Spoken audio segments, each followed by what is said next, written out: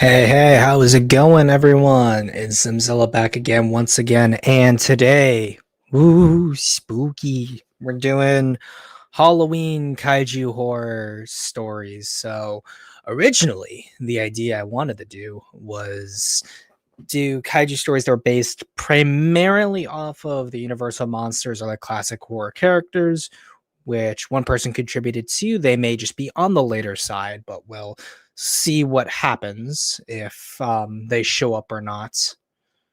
Hello. Well, someone's already here, but we'll get to them shortly. How's it going, Alice? Roar. Sam, thank you. How's it going? Happy Halloween, as they like to say. Have all sharp objects been removed from the building? Never. No. We get nothing. It's all the sharp objects because it's just like the game Postal. We're running with scissors. What up, King? Hello. Antonio. Godzilla, how's it going? And, this is a collaborative stream, so that means might as well get the people who have their pitches here to come on and start the sharing. It is the Minecraft world, the Clanker himself. Hello, fellas. The 01010101 himself.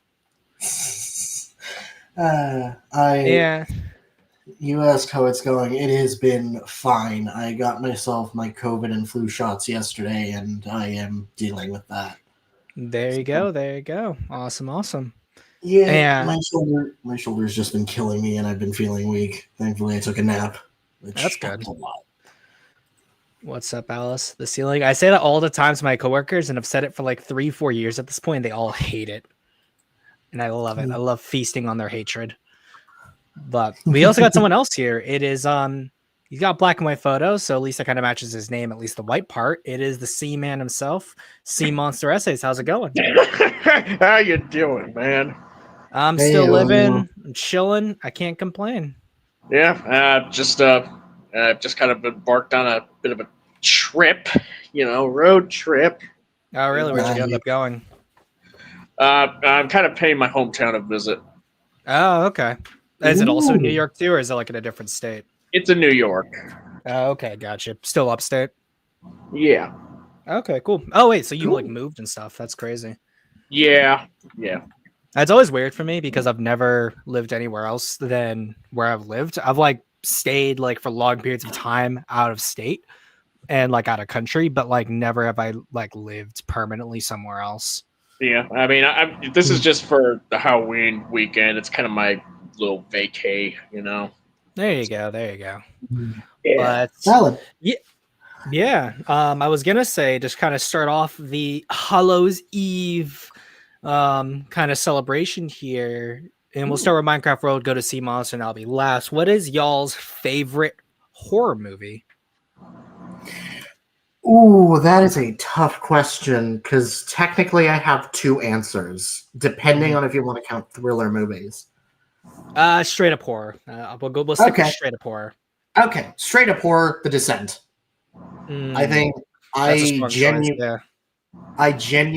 watched that one for the first time last year after roughly 3 years of hype, and yeah, it lived up to it tenfold. Oh my god, this is amazing.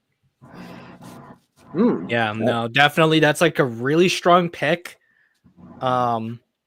I know I'm still thinking about mine, but like definitely that would be like up there as one of my top 10 favorite horror movies.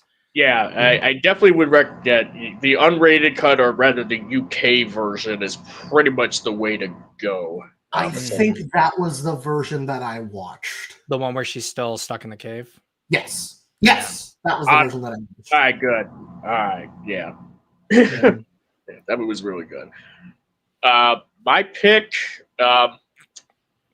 you know what? I think I guess just depending on what mood I guess it really does just kind of depend on the mood that I'm in.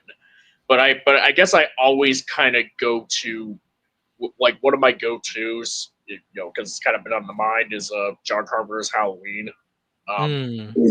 Yeah, like it's a very, it's a, considering like how it really does a wonderful job of like essentially setting up dread. and tension, by just having the most subtle of things happen, like in the background, like Michael Myers just essentially being the shadow of death, essentially stalking like a bunch of babysitters.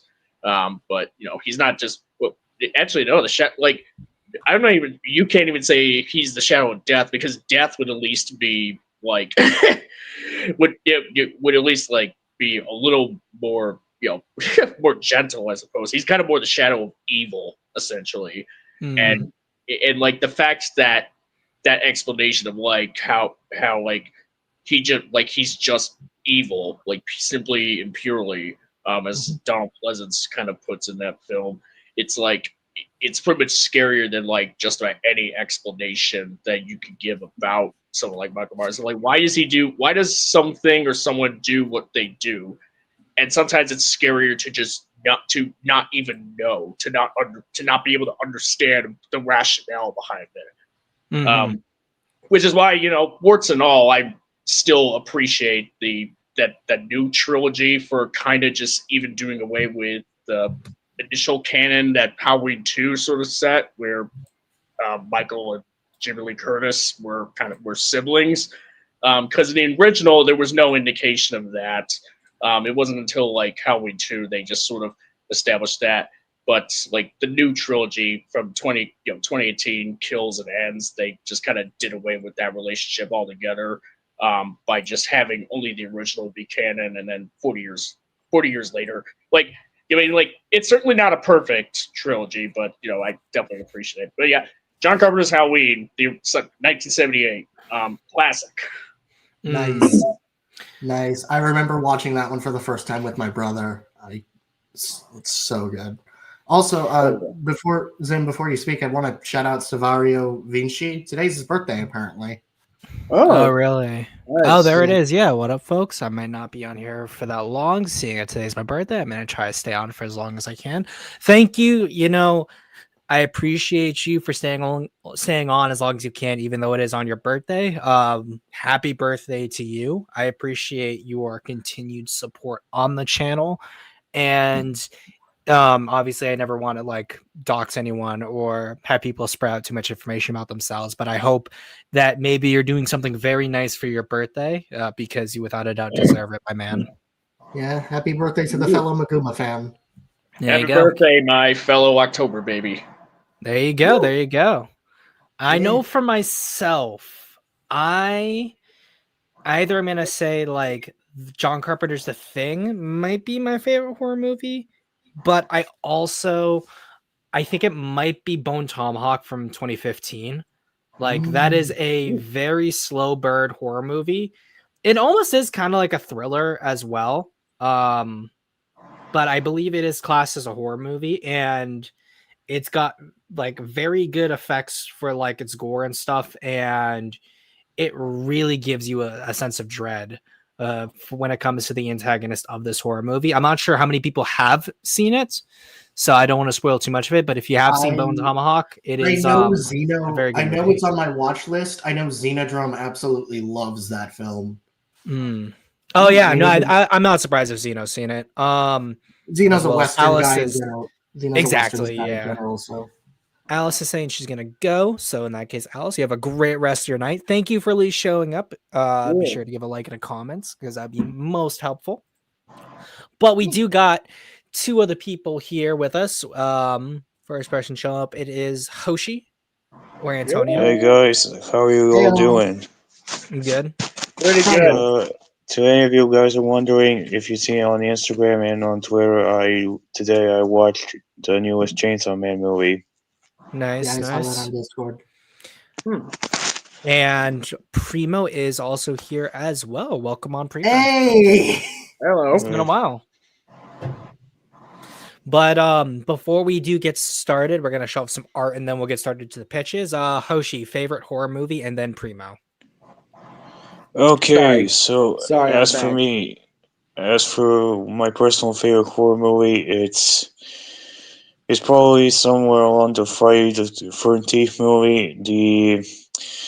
I would say the original It movie, but I really adore the It's 2017 movie with Bill Skarsgård Pennywise.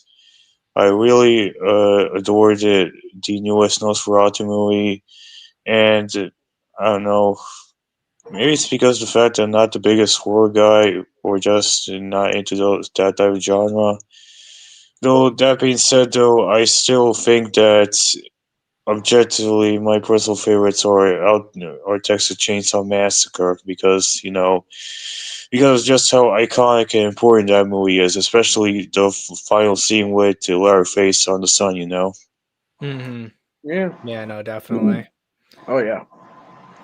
Also, for the pitches, I dropped my artwork in the stream submissions. So Oh, you actually Same. have an artwork Yeah. piece to go with your pitch. Okay, cool. Yeah. I Okay. apologize. Which pictures are we showcasing? Just what I do nowadays is before like we start things, I try to have at least the first 10 minutes dedicated to showing off art or a big project someone's working on. Okay.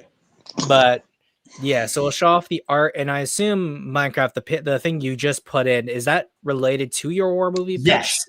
It is. Yeah. Okay. Mine is not exactly a horror story. It's more told in a similar vein to like Howl from Beyond the Fog, Okay. where it's the original concept for this pitch for this stream. It's based on a horror movie creature.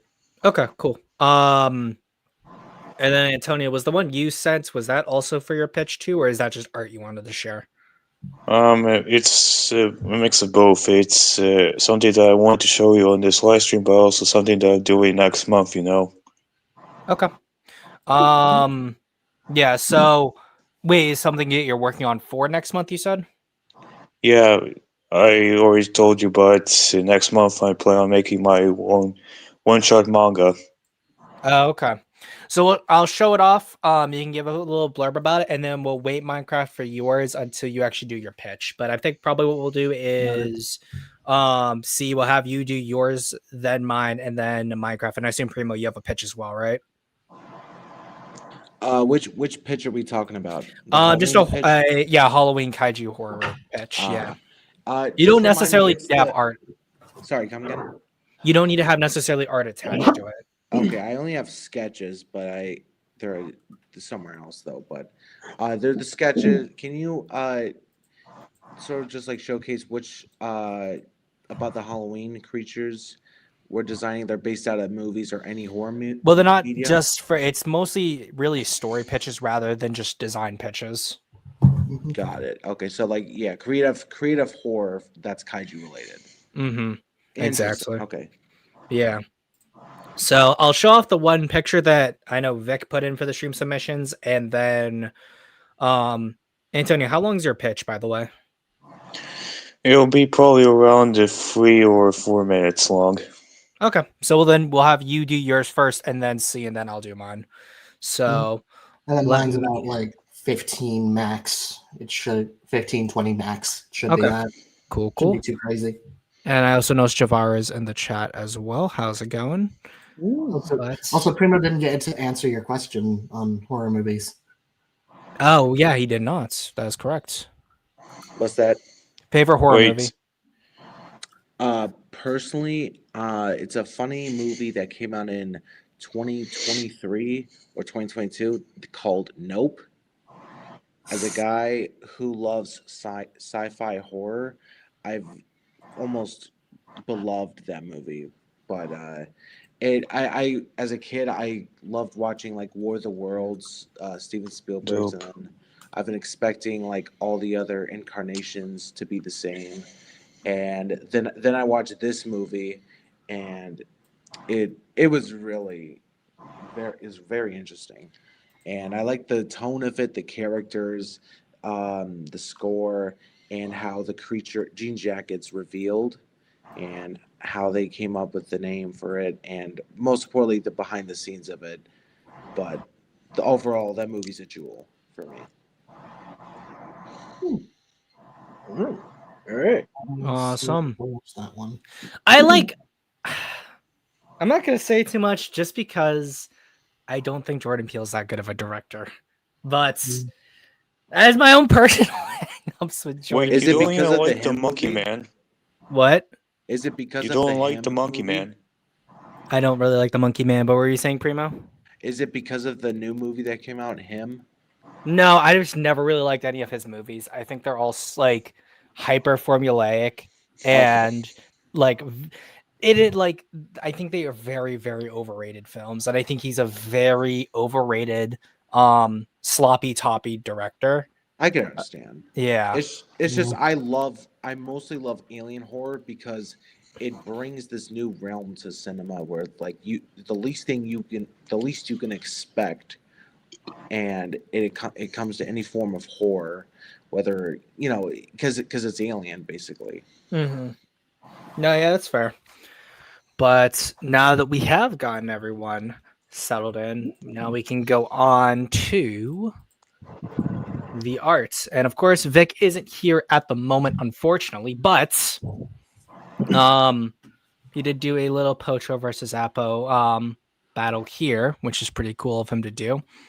Yeah. I would say, like, obviously, Antonio, since your designs like are more like mostly all like black and white with like other colors accenting it, is this pretty much a good approximation of the design of like one of us was also to do it as well? Well, even here's what I'll say. I really, really, really am glad that Vic has drawn Apple in his art style, and I really appreciate how he managed to simplify it and make it more appealing to look at. I really adore how he managed to stick to the fact that Apple is 50 meters tall, which the reason why I made Apple 50 meters tall is because I want to make him a kaiju that can stand side to side with someone like the Shodai Goji or the OG Godzilla from the 1954 movie. It's what I didn't want him to be like Monster vs. Godzilla or Godzilla Earth, where he's like the biggest guy on the block. I want him to feel like he's someone that you can at least have some feasible chance of fighting against, or at least someone you can relate with. But other than what I had to say about how he designed it, I do think that he did kind of remove some of the lines that I didn't give Apple is because the reason why I give Apple so many textures or very sketchy feel to it is because I wanted to give him more of a hardy, very, as like you said, a very grungy feel to his look, but also I wanted to make Apple feel like he's a kaiju that has gone through a lot of fighting, and also the kaiju that is someone that genuinely looks like he has years of experience when it comes to fighting other kaijus, not just humanity in general. And because that's the reason why he has this bull ring to his nose. It's not just there to be look appealing. It's because it gives him a sense of jewelry. It gives him a sense of importance. The fact that he's one of the more strongest kaijus out there in hypothetical world that I'm making right now. Which, if you're wondering, I am planning on making a manga about the avatar that you're seeing right now on my picture profile. It's the reason why is because I want to create a story that makes my readers, at least have a sense of taste of what's to come at me as an artist, or not just as an artist, but also as a writer. Because I don't just want to improve as an artist; I want to, improve as a writer. I want to actually, publish my stories and see what people have to say and see what I have to improve to, be better at it in general. And because I think that Vic, well, he did simplify. I really am glad that he at least managed to stay faithful to my original design, despite the fact that he has removed a couple of lines to it. But under that, thank you, Vic. Thank you for drawing Apple alongside Pocho, and I really like your story about Pocho, and I hope you have a awesome day, man. Awesome. He's actually in the chat too, where he says, like, my approach was to fit him into my world while trying to stay faithful to the original. Hoshi does an amazing detail that I don't really do. Also use Tread Masters for a reference to adapt it into my style as well, which makes sense. Yeah. Like, Apple is a pretty bulky boy. But moving over to this, I assume that this is the picture that's related to the pitch. If anything, I'd say you're good to start working on that right now. Oh yeah, this is not something that you should be taken seriously. The reason I did this more so for this stream, it's something that I did for fun. It's kind of is like my version of Godzilla versus Apple, or at least how would they, look at each other, or at least fight each other if they were, head neck to neck, because that's I want to get a sense of perspective to them, while at the same time I want to show the aspect that these two are not so different from each other, that they are very much equal in their own strength and power. But also, Apple to me is someone is a type of kaiju that much like Godzilla is a kind of sort of a tragic character in a way, and because that, I want to take Ishiro Honda's words to action that not all kaijus are made equal; they're all have a sense of tragedy to them, and because that, I want to make Apple also feel like the type of kaiju that's been through a lot and is also a kaiju that you can at least understand where he's coming from, and because that. The reason why I drew this drawing is to show the sense of the fact that both Godzilla and Apple are the creatures that have been made by their own tragedies and their own sense of loneliness. The fact that they're the last of their kind, and because that it gives a sense of similarities, but also a sense of feeling of relatability to each other. The parallelism. Oh, nice. As well as obviously using your Godzilla design too, which I would love to see you kind of do like a little one shot of these two fighting as well. Also, I forgot to tell you this, but I've been meaning to talk to you about this. But Zim, how would you in general describe my art style in general? I think I've said it before. It is overall like a pretty grungy, punk-esque art style, and since you're using a lot of blacks and stuff, it makes everything appear almost like a mixture of shadow, but you highlight it with enough other colors to where the detail shines out. Okay, thank you. Of course, awesome. And I think that would be up. And we lost Primo, But and then we also got someone anyway, else in here. It's 05. I can't wait to tell my most notable horror Godzilla pitches to everyone. Gotcha. Well, I think for every person, it's going to be one pitch per person. So in this case, if I pick one of the two that you think you'd want to do. I know Minecraft World has already heard it, but I'm gonna say it right now. This is an alternate sequel to Godzilla City on the Edge of Battle. Here, after the destruction of Mechagodzilla City. Well, 05. We're gonna I know No, C's like- gonna be doing it first, by the way. Wait, who? C Monster's going first, followed by me, and I think Minecraft, Primo, and then you, since you came in kind of on the late side. Okay, sorry then. No, it's no problem. But I still had your screenshots, C, but since you're here, I will allow you to take the floor and be the big man to explain your story. Oh, okay. Let me clear my throat here. Yeah. So, my pitch for a Halloween kaiju monster movie, horror, anything like that, something that's kind of spooky but also kaiju based, it's a little pitch for a story that I kind of have a little bit going on called that titled Invisaris. This would be a kaiju-oriented take on H.G. Wells' The Invisible Man. Because I think I heard even at one point, Zim, that there was like an option like, hey, what if we took like Universal monsters and like made them into kaiju? And I kind of was like brainstorming, like, yeah, what would be like a good one? Because you had like Frankenstein, obviously that's like the gargantuas or what have you. Dracula, you would have just been a giant bat, or so I just opted. You know what? Why don't I just see if the Invisible Man could be adapted into a kaiju? And I had this idea content called Invisaris, where he's essentially a 50-foot tall, anorexic-looking, humanoid-looking alien that bursts out of like Area 51. He broke out.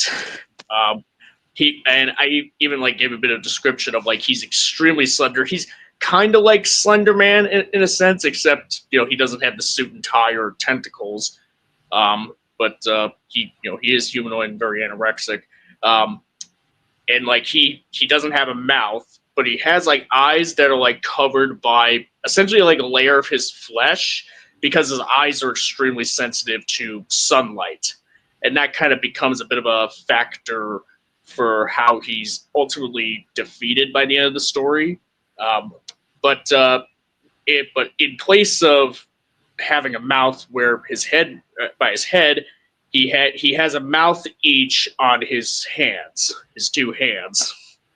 And I've even described that, like he doesn't die from starvation or malnourishment. However, he becomes visible if he doesn't like consume enough organisms to keep himself invisible, because he needs like organisms that have like mitochondria in their DNA in their blood to essentially maintain his invisibility. Like that, his survival ultimately depends on it. On him being invisible despite being essentially a giant. And the story kind of plays out where you have like this you have like an official from Area 51, where he's kind of like trying to track Invisaris's movements, but there's like stories from locals across like from throughout Nevada to like other states, and eventually leading to the climax that takes place in San Francisco on a rainy day. That's a bit relevant also in how he's defeated. But there's also like a local woman, who lost her husband and children to Invisaris, and as well as like other locals like claimed that their houses were destroyed by storms despite no evidence of it, and that their loved ones just disappeared. But that's because Invisaris grabbed them with his mouth hand apparatuses. And I've even described the biology of how he's able to sort of gobble them up. Like he has like essentially like esophaguses in an esophagus in each arm, and that kind of, and since he's an alien, he kind of like it's very unique to humans compared to humans. So like there's like acidic substances in the esophagi that sort of dissolves the organisms until they get to the main torso area. So there pretty much is that. I've kind of workshopped some ideas of like how the story would progress, but I would have it where like the official and the local woman, they're like they're working together to try to track Invisaris, and maybe even try to stop him themselves. They've had even a couple run-ins. One one of them being a close call, but they're ultimately able to defeat him in San Francisco. I've kind of workshopped some ideas of how to have that payoff, which would involve him, like Invisaris, kind of having his invisibility be compromised because of his eyes getting getting exposed. Let's just say, like by an explosion or something, and obviously he gets defeated, kind of like he can survive, like he's highly resistant to bullets. And he, but he is definitely weak to like missiles or artillery, but he's also really fast. And I wanted to make that, I wanted to emphasize that while he is tall, he's still a big kaiju. Not only is he invisible, but he is pretty nimble, and he definitely has a pretty good agility, and he can dodge a lot of, dodge attacks if he's not cornered necessarily. And considering that he was able to escape Area 51 and get across the countryside, invisible no less, because he pretty much gobbled up some Area 51 members, on the way out, which would make it pretty easy for him to escape, relatively at least.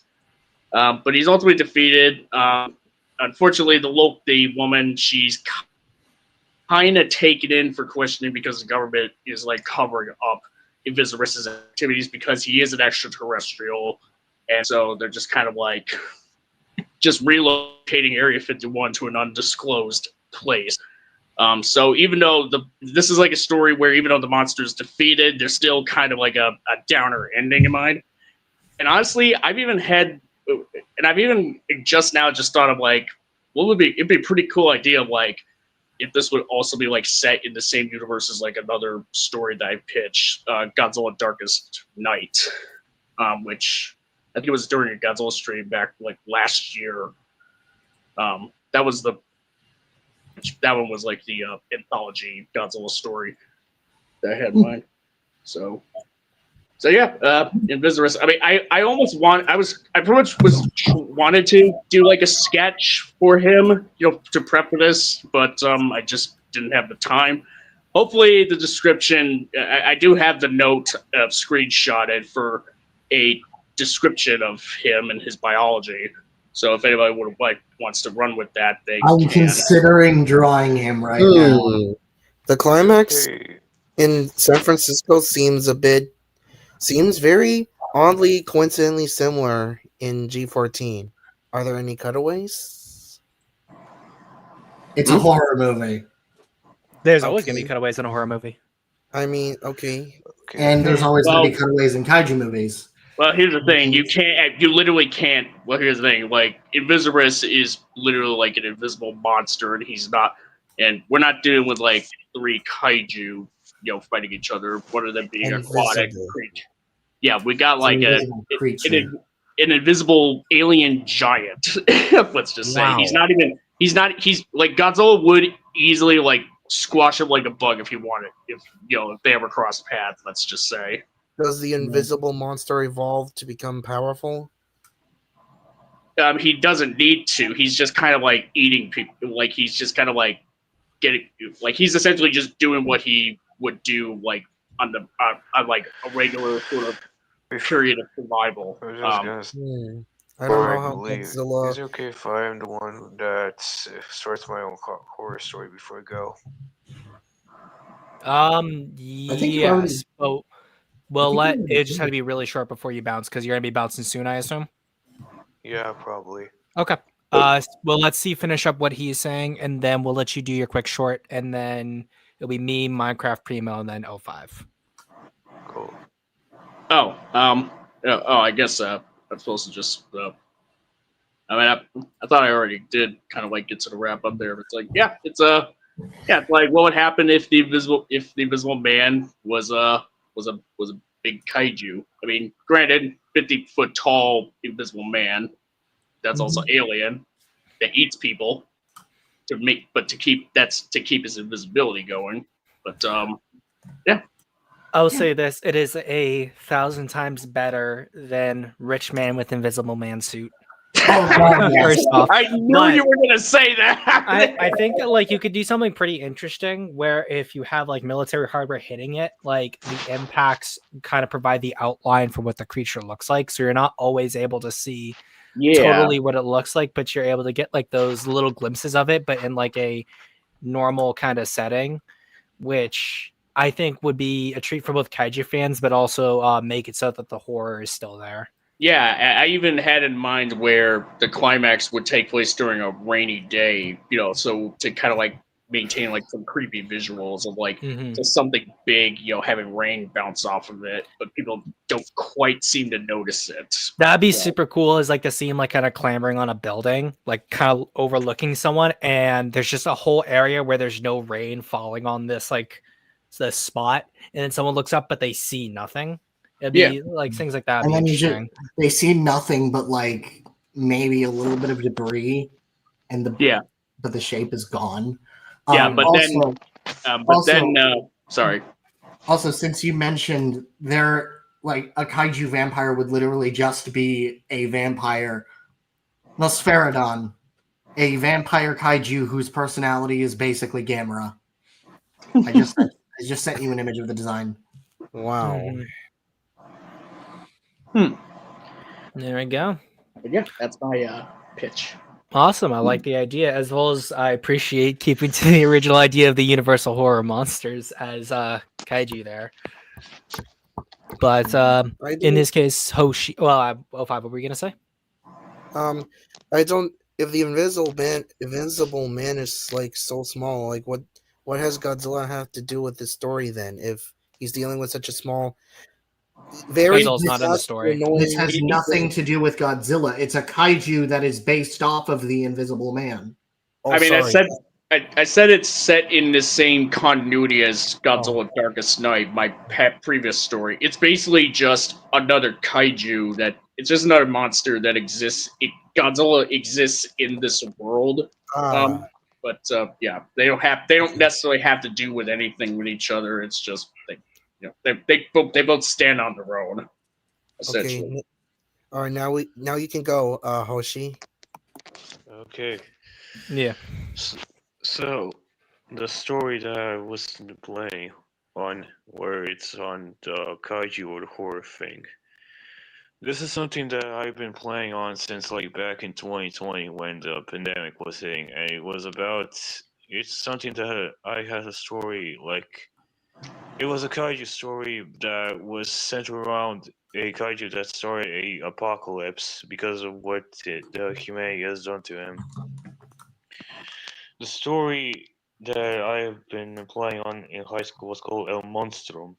The reason why is because it's a story about a kaiju, or at least the kaijus that have caused a almost this apocalypse, a post-apocalypse that humanity in general have to find a way to either take them down or survive in the bunkers to, get somewhere in life to, not die or be found by the kaijus that are constantly roaming around in what is practically a wasteland of destroyed buildings or destroyed, ravaged cities in general.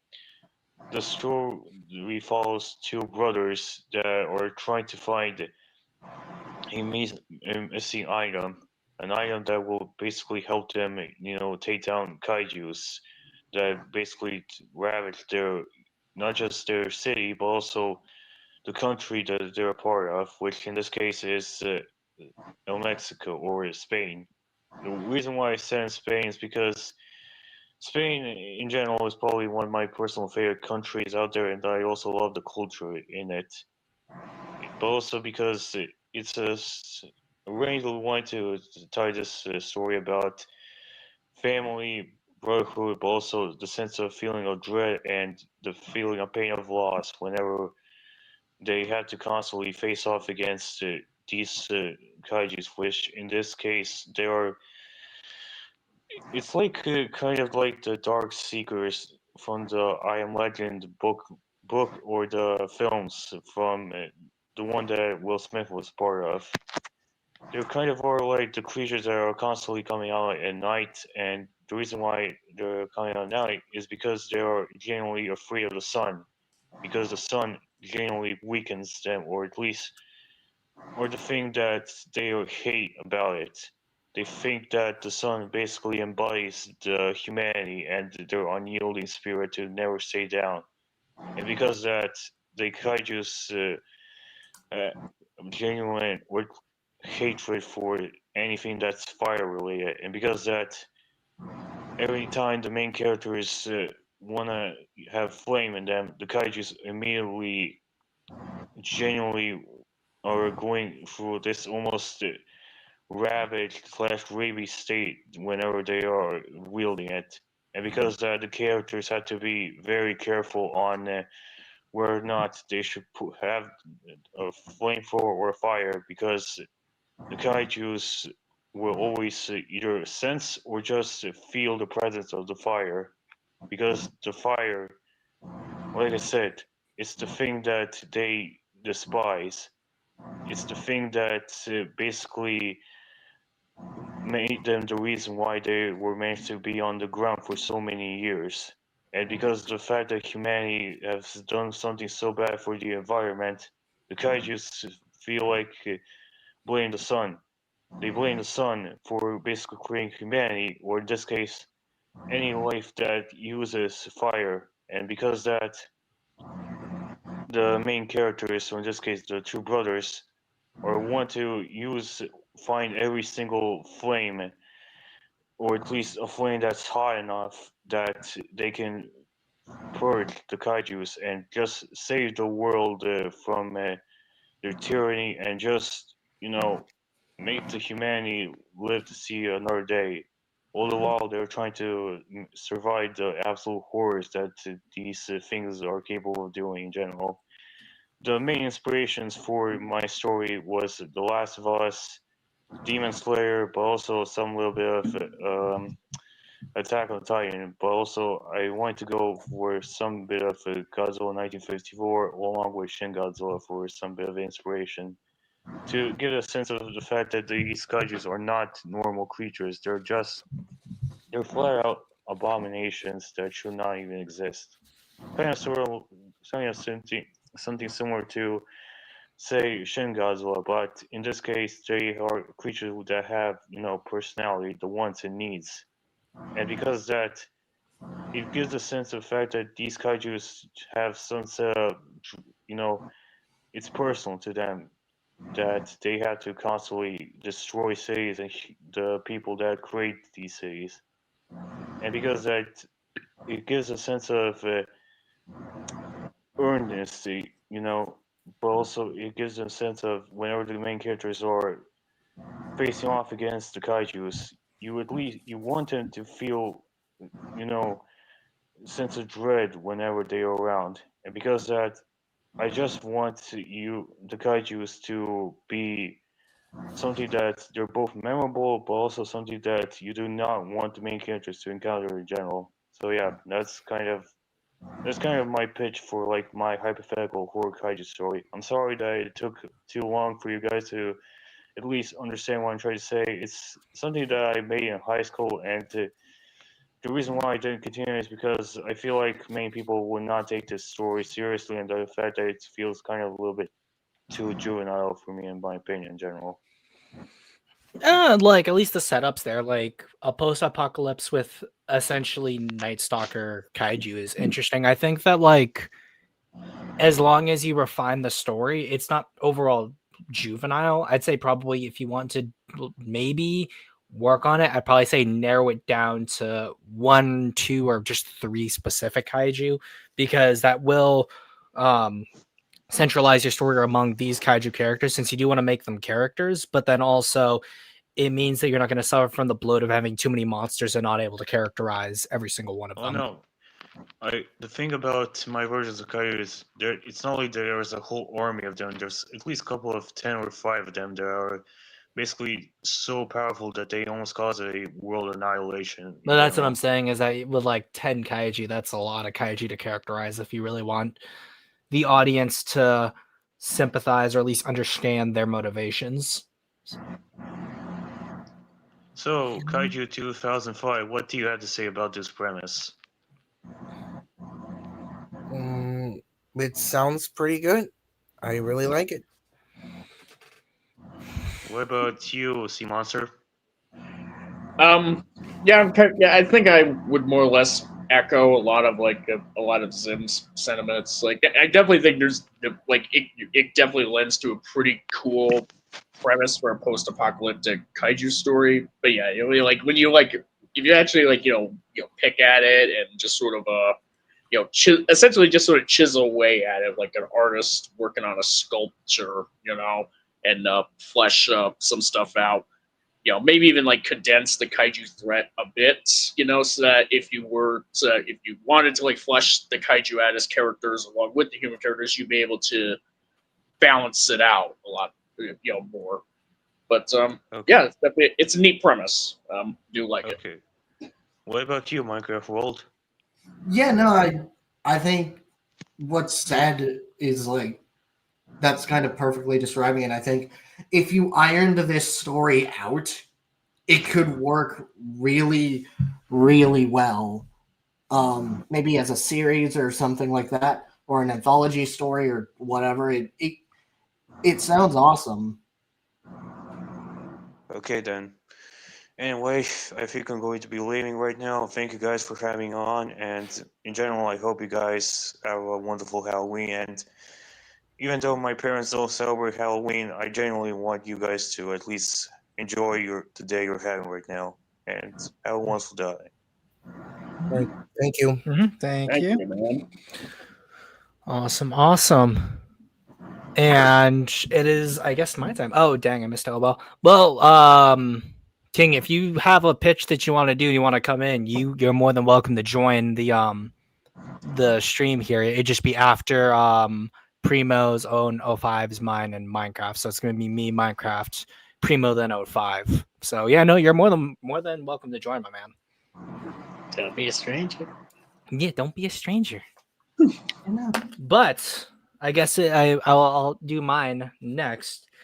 And unfortunately, I'm a terrible person because I didn't even follow my own prompt, and I just ended up doing a Godzilla horror pitch instead of a Universal or classic movie, classic horror monster pitch, I guess. So in this case, the story is it's always like every time someone does like a Godzilla Testing, horror thing, My audio is not working.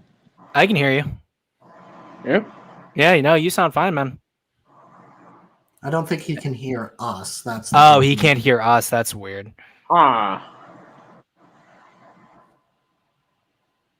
Say something again, Primo. Oh, nope, Primo's gone. Yep. Yeah, I think it's something with his internet. Yeah. Primo, in this case, if you can't hear us or we can't hear you, put it in the private chat and we'll be able to figure it out because we just heard what you said. Oh, he's back. Primo. Is it Prime Primo hours? Okay, wait, hold on. Okay, I think it's working now. I just I can hear refreshed you. the page. Can you hear us? Yeah, I can. Okay, Yeah. Perfect. I can hear you guys, but I can see the thing move. I'm like, what the hell's going on? That's weird. But yeah, so I might as well I get started. So my big issue anytime there's like something relating to like Godzilla like stories is the fact that it's always something like it's Godzilla so and so. So at first the idea for the title of it was Godzilla Half-Life, but I think Half-Life's just a better title for it. So essentially we'd be opening up on a battle and it'd be a first person view looking through the eyes of a soldier on the ground, and it'd go for a little bit as they're weaving through rubble, debris, some dead bodies, and we watch as Maser tanks are kind of rolling back in retreat, and we're still following it from this first person perspective before it zooms out and you're following a character by the name of Lieutenant Kaufman. And throughout this, there's a whole lot of things going on. Comms are spotty. So everyone on the ground has no clue what the current orders or the objective is at the moment. The only thing they do know is that they have to retreat. So then we pan to our left, and at the edge of the water, we are able to get a sense as to where this is all going down. So they're at the Midway Museum in San Diego. And even further out on the water, closing in, is this eerie pale green glow of Godzilla looming in, heading towards and making landfall. And because it's so far away and you're still kind of in that halfway between a first person and a third person's perspective there. So you can see a little bit through the eyes of Kaufman, but also just seeing it from other characters' perspectives as well. So Godzilla's barely recognizable from so far off. So all you really see is like the eerie glow of the monster. And then it cuts away to them sort of recognizing where Godzilla is and moving back with dialogue and exposition there before essentially everyone in the vicinity of the shot gets floored because of the monster's roar. So in this case, Godzilla's roar doesn't come out right away because Godzilla is so huge. He'll open his mouth and then the actual shockwave of the roar doesn't come till a little bit later. And then in an instant, a little in front of where Kaufman and his unit is, you just see a contingent of personnel wiped off by a pale green flash of light. And what happens is now the shot changes to something more choppy. So you're almost getting a slideshow effect as Kaufman is now running towards this Maser tank. You see glimpses of that same green light through the Maser cannon's external cameras as he gets in. And through that, you see like distorted images as not only are people just completely dissolved, like gone in an instant, but others, because they're only getting nicked by the atomic breath, so it's barely even hitting them, it's just passing by them. You're seeing flesh bubble and slough off these people. But then as this happens, these people are still alive, but like now they're essentially like almost in like a zombie like state. They're in so much pain, and so much of like their skin and stuff has fallen off of them. They almost look like zombies moving around. And as they're like moaning in agony, they all kind of converge, either running or kind of limping towards the maser tank, because it is this rad shielded vehicle here.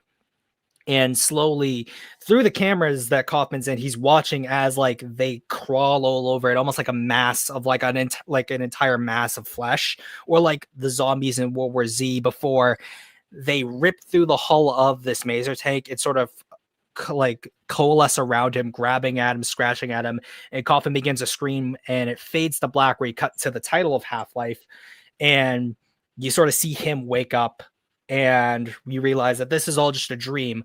But it transitions now to this underground, really kind of fluorescent, grungy type of facility. And we're now following someone in a full hazmat suit walking down a long corridor before turning to another door, which is followed by a decontamination chamber. And you see the whole process to remove themselves of radiation. But as they do this, and they're going to this like really dingy command center, but there's a lot of hustle and bustle with a date over this display screen reading 08440. So the date is August 4th, 2040. But as they're looking down, they have a Geiger counter attached to their wrist, and it's still reading that there's radiation in the area and in this facility, despite the fact they've gone through a decontamination chamber there. So at this point in the world, there is a ambient amount of radiation that people are able to survive, but it is still a huge trouble for people. And as this person finally comes forward, they address themselves, and we hear about this character's name by the name of Dr. Ishii. And they lay down a folder on this center table and for everyone in attendance, and they all gather around. And what we see is these grainy images of a monster, and this monster is stationary, and they've tracked it to this area in New Mexico. The mission being laid out was simple. They're to take a modified maser tank, is known as the Type 7 GD or Gamma Dispersal Maser Cannon, in order to kill what they believe to be Godzilla. And because they've been tracking Godzilla's movements for essentially 2 decades at this point, they're more than sure that it is Godzilla, even though the image that they're shown isn't necessarily very clear to the people involved. So this mission is a small team, and not really necessarily an elite team, but those who are actually willing in order to fight the monster. Because of how dire the situation is, they're only able to allow a certain amount of people for this mission. So Dr. Ishii being one of them. You also have a much older now, a middle-aged Kaufman, as a Kaufman you see in the flashback / dream sequence is of a much younger man. But you're also accompanied by Staff Sergeant Carl Sweeney, who is more of the by-the-book soldier type, a hard case by the name of Paul Karen, a voice of reason, almost a scientist in and of himself, Thomas Van Kirk, a George Brooke, more of the younger Optimus, and a Claude Tibbets, the more depressed, cynical one. George and Claude are the youngest members of this team, with Thomas and Paul being of similar age, with Thomas still being younger, but Paul is still younger than Carl, who's of the same age as Kaufman, with Ishii being the oldest, a very older man, almost like a Asian Richard Attenborough type of figure, but less cheery, more in just physical appearance. And as the team loads up, we learn that Kaufman, almost like everyone else in this world now, is suffering from a type of tumor. And as they've been fighting Godzilla for so long, most of these tumors are apparently residual, and they aren't going to outright kill these targets. But it just seems to be that due to Godzilla's unique radiation, tumors will develop. These people will live for a long time, which might be why people are more resistant to radiation. But after a while, people do become terminal and ultimately die. So Kaufman and a few other people have decided that since they know they're going to die anyway, they feel like there's some glory in it, might as well go out and fight like a man and kill Godzilla. So they see this as a life-changing opportunity, or at least a changing opportunity for humanity in this case. And as they are loading up, we get a lot of exposition for these characters. So people like Claude and George, since they're in their 20s, they've grown up in a time where Godzilla has conquered the U.S. They've never known an era where monsters weren't a thing. While the people like Kaufman and Carl, they know what it was like before Godzilla was around, and they sort of watched as the world became worse. And then you have people like Ishii, who he actually was part of a UN coalition before Godzilla made it to the US, and as Godzilla had first appeared in Japan, and he had worked in order to stop Godzilla, but ultimately that falls through, as you can see by the state of the world. But we then transition to a bleak hangar where we see the team loading up in the massive maser cannon, and we watch as this hangar rises to reveal that it's this giant elevator with a large number of soldiers surrounding the cannon. And as the hangar opens up, we see on the ground level, as this entire base is below ground, and here is just filled with a ragged mass of people. So these people are mostly in rags. It's dirty. A lot of people kind of look malformed just because they're on the surface so much compared to the people underneath.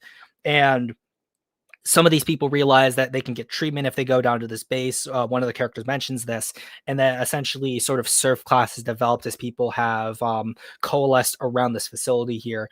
So as this maser cannon is being pushed out of this elevator to go in, the soldiers are trying to keep these people from trying to sneak their way down there to get treatment or at least get supplies. And so they're beating them with batons, pushing them back with riot shields. And as like some of the masses overpower them, they start to actually use firearms in order to gun down these people to get them out of there. And it's very, I wanted to demonstrate this kind of two-faced dichotomy where they're telling them that like, this is going to kill Godzilla. You're going to have a better life if you just let this go through. They don't believe it because of the state that they've been living in for so many years, to where they're trying to get inside it because they think there may be food or stuff in it. And ultimately, Kaufman orders the cannon to just move forward as the soldiers flank it. And as it goes into this kind of pincher maneuver with the maser cannon at the front, it is just rolling over people as it tries to get past them and get past the facility. And as it does this, you cut to a shot of the back of the maser cannon because it is so large. It is like one of those wonder weapons from World War II. Like, it's such a massive vehicle that as it rolls past, you see this red trail of essentially pulp that it's made as it's gone past this group of people, as the soldiers then secured the giant elevator and descend back into the facility. And now as this maser cannon is leaving the facility, you see a dilapidated sign for Fort Hood. So now we establish where these characters are. They're in Texas. So this trip is about a 3-hour trip. And as we watch them move across mutated territory, you see first vegetation, but as that vegetation becomes more sparse due to the radiation, these locations become more filled with spores sprouting out of this vegetation before becoming what is essentially a giant mushroom forest taking over the Texas desert. And it's inhabited by people who ate the fungus, and ultimately the fungus has corrupted these people and mutated them into ostensibly mushroom people. And these mushroom people, who stick mostly to the forest itself, now prey on people who move through that area. And essentially this colony of Matango, which we later find out is the name for these mushrooms, have essentially begun to take over and encircle Fort Hood. And part of their mission also was to sort of shoot through the Matango forest and sort of set up a bulkhead outside of the facility. As helicopters are nice and all that, and same with jets, but that takes up a lot of fuel and resources in order to break through. But as they're burning through things, they're having to leave the maser tank in order to cut a path and reserve energy.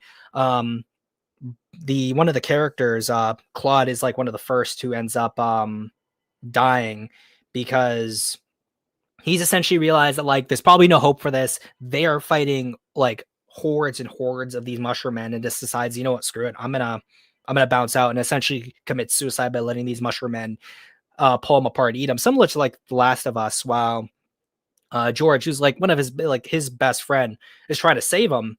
So he essentially tries to like fight him off, and he ends up getting his suit breached, and he's able to be saved, but like he's still injured. So now they're carrying around an injured person, and one of the first people that is part of this team is already dead. So that already dampens people's spirit because of the fact that they've lost someone so young. And excuse me. What happens now is that that whole portion there is going to be about like the first third of their trip. And now ultimately they've gone through the Matango colony, and now they've set up essentially a forward operating base. And from there, they will establish communications back at Fort Hood, and now they're sending more people in to sort of clear further out of the Matango forest. But as they are moving, Brooke is now feeling worse. He's sort of having these hallucinations. And because of that, they're thinking it's better to send it back, but they realize that there's no time for them to send it back because of the time-sensitive nature of the mission. They don't know whether or not Godzilla's going to be moving or going to do something else. So they ultimately decide that they're going to have to treat him as best they can, and hopefully they'll be able to have another team up behind them take him back to Fort Hood for treatment. But as they've gotten closer and further away from the Matango Force and closer to their destination, they're camped out at essentially like flat no man's land, desert Texas. And while Brooke is sort of hallucinating, he sort of starts to ramble and gets like super, super giddy, being like the optimist that he is. So part of the Matango process is that as it infects you, you sort of, whatever is the most dominant emotion you have is sort of what comes up to the surface. So he gets super giddy and is feeling this like bit of euphoria, and he just runs out, and they're all chasing after him, wondering what's going on. And he like points to this house, like a classic white picket fence Texas house, and is like look, there's a house, there's people there. And he like, we now are in his perspective through his eyes, and I want to do a lot of first person things of that nature. Is that he's like, I see people, and there's like a family, husband, wife, 2 kids, and even like everything around him seems brighter as he like walks up to them, says hi, and they're talking to him, and he's having a full-blown conversation as it cuts back, and we can see that there's no one there. And as like we go back into his perspective, there's this shadow that looms over him that he is like, he looks up, and what he sees, at least in his mind, is a cloud over the sun. And we then cut to the realization that that's not a cloud. Like, he's fully lost it. He's essentially on like DMT mushrooms at this point. But what has grabbed him is a gargantua, not specifically Sandor or Gyra, but a gargantua of some kind. And as like this thing just swallows him whole, similar to like a Titan, more of them start to appear. And this results into another confrontation that the team has, where you have the hard case Paul sort of break off from the team in order to fight these things as well. And similar to what you see in KSI, they realize they're not going to be able to fend off from all these gargantuas. So there's this one scene where Paul ends up sort of doing this thing where he wants to avenge Brooke's death and takes a bunch of explosives with him, allows himself to get devoured by one of these gargantuas before letting the explosives blow up in this thing's stomach before they, like the other gargantua, sort of pounce on it and start to devour it too. And as this Maser tank is now hauling ass to get to its destination, they see a giant cloud now that they all see looming from the south. And as they get closer, it is dozens, hundreds of Kamacruses that have essentially developed these kaiju-sized locust swarms. And now it is this cacophony of violence between gargantuas and Kamacruses, as like arms being ripped off, the gargantuas are being impaled, and it's really only through this giant cluster mess of monsters fighting that they're able to escape at this point. But due to the fact they've had to fight their way out, the cannon, which is an experimental prototype, is now damaged because of the overuse. So now they are very much more exposed now. But now they've essentially made it halfway, almost 2/3 of the way there. But there's now a lot of confrontation where it's like, it's better if they turn back, wait for reinforcements. They're still hearing reports that like they're getting through the that the rest of the people from Fort Hood have made it out of the Matango colony and now are trying to see if they can wait out the battles between these monsters before they can reach them, or try to go around where these battles are going in order to hit Godzilla at a different point where that location is. Ultimately, they decide that time is of the essence. They can't really move forward with a support. They're going to have to do it themselves. And they come to their destination here, which as they're rolling through, you see another dilapidated sign, and that's Los Alamos. So Godzilla's essentially made his home where the atomic bombs were being tested. So now it's really just Kaufman, Carl, Thomas, and Ishii. And they see Godzilla in like immobile. Godzilla isn't moving. And they're like wondering if Godzilla's been doing something, but no one really sees like what's up or like see anything particularly wrong with that. But what we do later on learn is that Kaufman, as we cut between shots of him, there'll be moments where like he should have died here, he should have died there, but something just seems to keep on saving him, and he swears that it's Godzilla. Like, Kaufman was already like a not really a loose cannon, but like he wasn't always like completely there at this point. But he like now swears up and down that he's seen Godzilla with them since they left Fort Hood. Like he remembers there was a Matango that was about to attack him, and it was just vaporized by green light. That was definitely Godzilla. He thought he saw. As their Maser tank was moving out, he swears he saw one of the Gargantuas get its legs severed by an atomic breath, and he thought that was Godzilla. And to make this harder for the audience, I wanted there to be shots where you could see something moving in the background that's big. Could be another monster entirely. Could be a trick of the camera itself. Like you don't really know if it's like an artifact or something on the film, or it's actually Godzilla. But then there's cases where you remember what that shot looked like because you were there, and that didn't happen. But there'll be scenes where he'd recall it, and you'd see it from his perspective that it's there. And at this point, Ishii and Thomas assume that it's probably due to Kaufman's tumor, and like it's finally like hit him to a point where he's terminal, he's gonna die. But Kaufman decides that like, no, there's something not right here. I'm gonna go up and I'm just gonna like Godzilla's not here probably, or Godzilla's dead. And he like runs up and he's attempting to like throw stuff at Godzilla, get it to move. Which they assume is like, that's stupid. He's lost his mind. So now Ishii, Thomas, and Carl, they all just hold him down and essentially knock him out. And like as he loses consciousness, he swears that the Godzilla standing there isn't just an immobile sleeping Godzilla, like standing up and not moving like Shin Godzilla, but rather like a half rotting skeleton of Godzilla. So essentially, like imagine like if everyone's seen the Godzilla design that's on my live stream that I always use, but like that, but like some of the bones are sticking out, similar to Meltdown Godzilla from Godzilla vs. Destroya. And now, like after being awakened, now he's tied up. Kaufman's now watching as the GD cannon is being prepared to fire on Godzilla, and he pleads with them not to fire it because there's just something not going on. And Carl, Thomas, Kaufman, and Ishii, they're all telling Kaufman to shut up. Like, dude, you're probably going to die. Let's just do this. Like, this is the only reason why you came here. I'm not sure, like, why the fate just so happened to have it be that, like, now, the moment we have the chance to stop Godzilla or do something good, like you decide to break down and things like that, which would go into more Kaufman's past, where they knew about the fact that he went to the Maser tank and assumed that like he was a coward, things like that. So tensions flare there. And once again, Godzilla still isn't moving. And ultimately, Kaufman's still pleading. He's now acting even more manic. And what they decide is Carl's like, no, I'm just going to kill him. And he ends up planning to shoot Kaufman, but Kaufman breaks free and the two get into this fight. And what they end up happening is that Kaufman now has Carl's gun and Carl's now dead at his feet.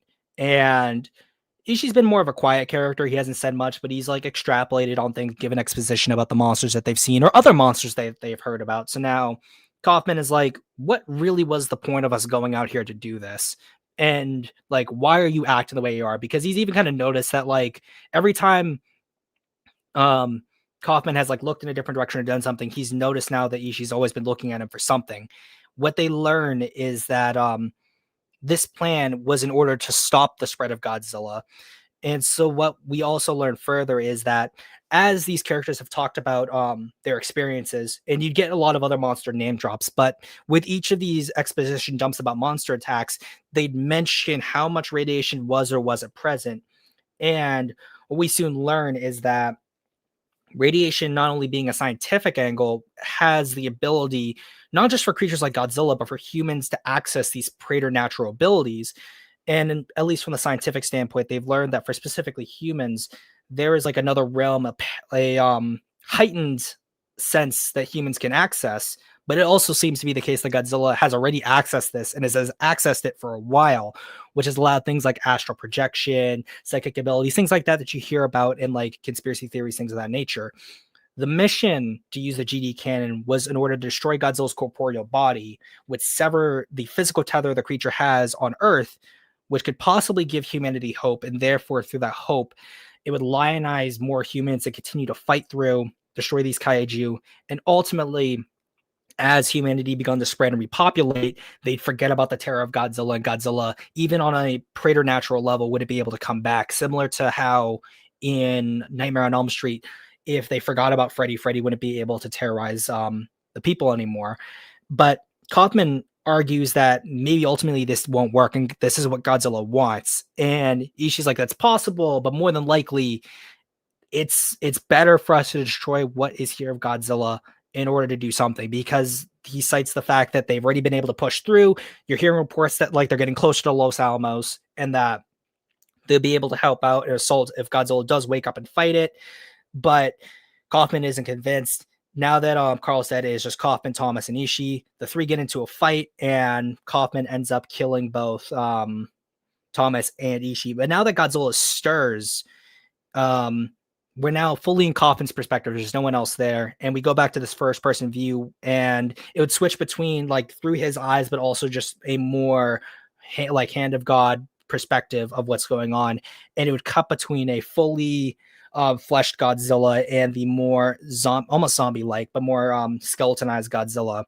And there wouldn't be any dialogue except for what Kaufman's talking about and sort of elaborating his own theory about Godzilla's abilities here before realizing that whether Godzilla lived or died, there wasn't anything that humanity could have done because of the mistakes of the past, similar to like what you see in the anime trilogy, and decides that like, yeah, no, there's no way out. So similar to Haru, he ends up offing himself, but he dies with a smile on his face because as he's dying and you're looking through his perspective, Godzilla soon fades away and he's able to sort of live a few seconds with a normal life once again.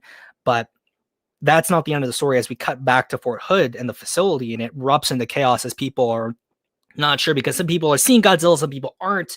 And this causes a literal bloodbath. Like, a huge fight happens among the facility. You're cutting to different rooms as people are now essentially driven into this sort of madness and frenzy of war. And as this happens, we move up onto the top of the base. There's more people even fighting. And just right on the distance, you see Godzilla, and it cuts to these different facilities and these bases across the planet. Like, this is happening everywhere. In that, like, Godzilla essentially severed its own influence on humanity to some degree, but allowed some people to still see him as he destroys his own physical form as the cannon exploded. And it ends with essentially like shouting, gunfire, screaming, coalescing into this white noise before Godzilla's roar cuts through the black and it fades. And ultimately you realize that Godzilla was still going to survive and was always going to succeed in his goals. And you end on a pretty depressing note. And that's Half-Life for you guys. I'm going to be honest here. I'm going to be honest, I liked most of it until the main character died. Wow. Yeah, I too saw the anime trilogy, so I can understand that. It's like I don't know if this is just my own personal taste, but I feel like that Godzilla shouldn't be depressing, or at least at this level of depressing. I mean, I'm pretty much okay with. I mean, here's the thing. I mean, I guess maybe I'm more chill with stories, even Godzilla stories being that depressing. And I like, if you ask me, I actually think that this this certainly absolutely has the potential to be way better than what the Polygon trilogy could have ever achieved. I don't doubt that. I don't doubt that.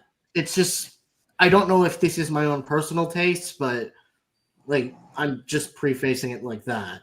Yeah, it's like this actually gets across like the existential horror. Yeah, aspect of Godzilla I'm in a similar boat. It feels like this again. Objectively, yeah, the story's good. I, however, have never been a fan of post-apocalyptic stories or settings. I find it an incredibly boring setting. What? Yes. I enjoy them. What did he say? Post-apocalyptic settings suck. I love the Planet of the Apes trilogy, so we ain't talking about those. Plus, Planet of the Apes is not entirely post-apocalyptic. It's just generally apocalyptic.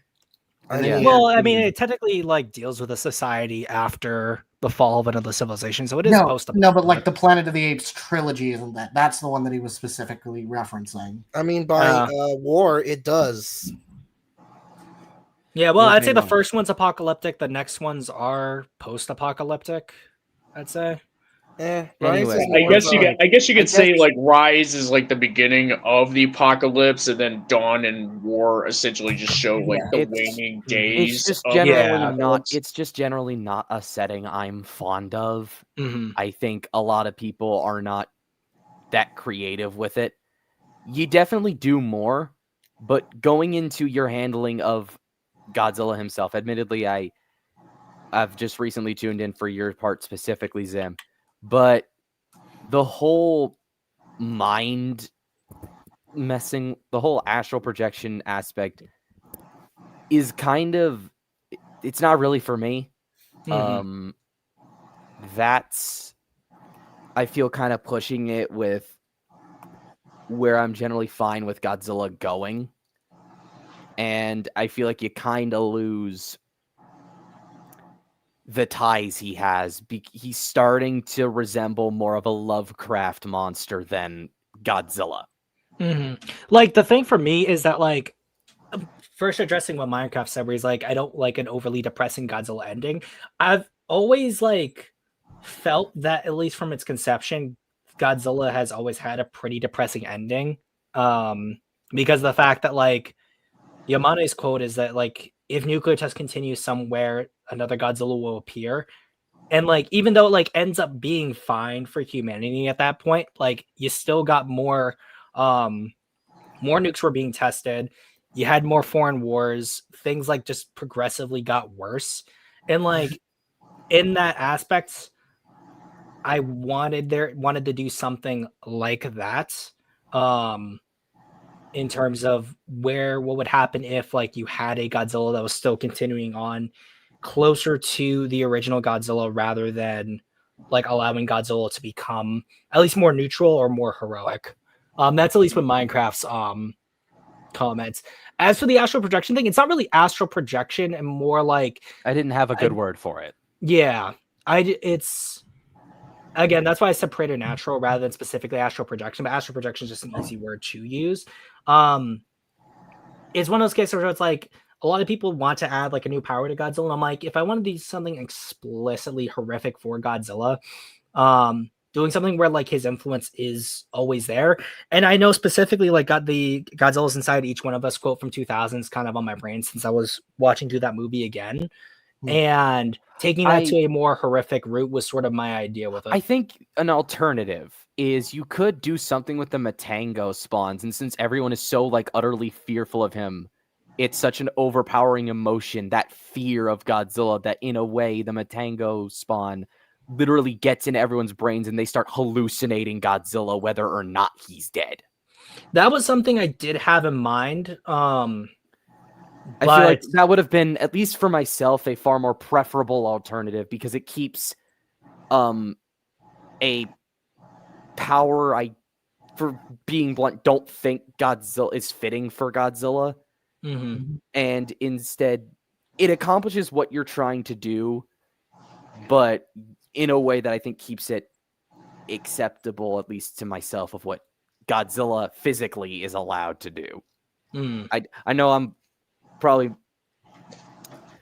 I don't know, I'm not the one that makes the rules for this monster, but in general, it's just consistency across all of his iterations. Yeah, so that's ignore just like a me GMK. thing. Even in yeah. GMK, he doesn't do any like spiritual bullshit. All it really is a ghost. Yeah, the ghost like possessing a resurrect body. his body. Well, not resurrect his body, like they reconstituted it. Yeah.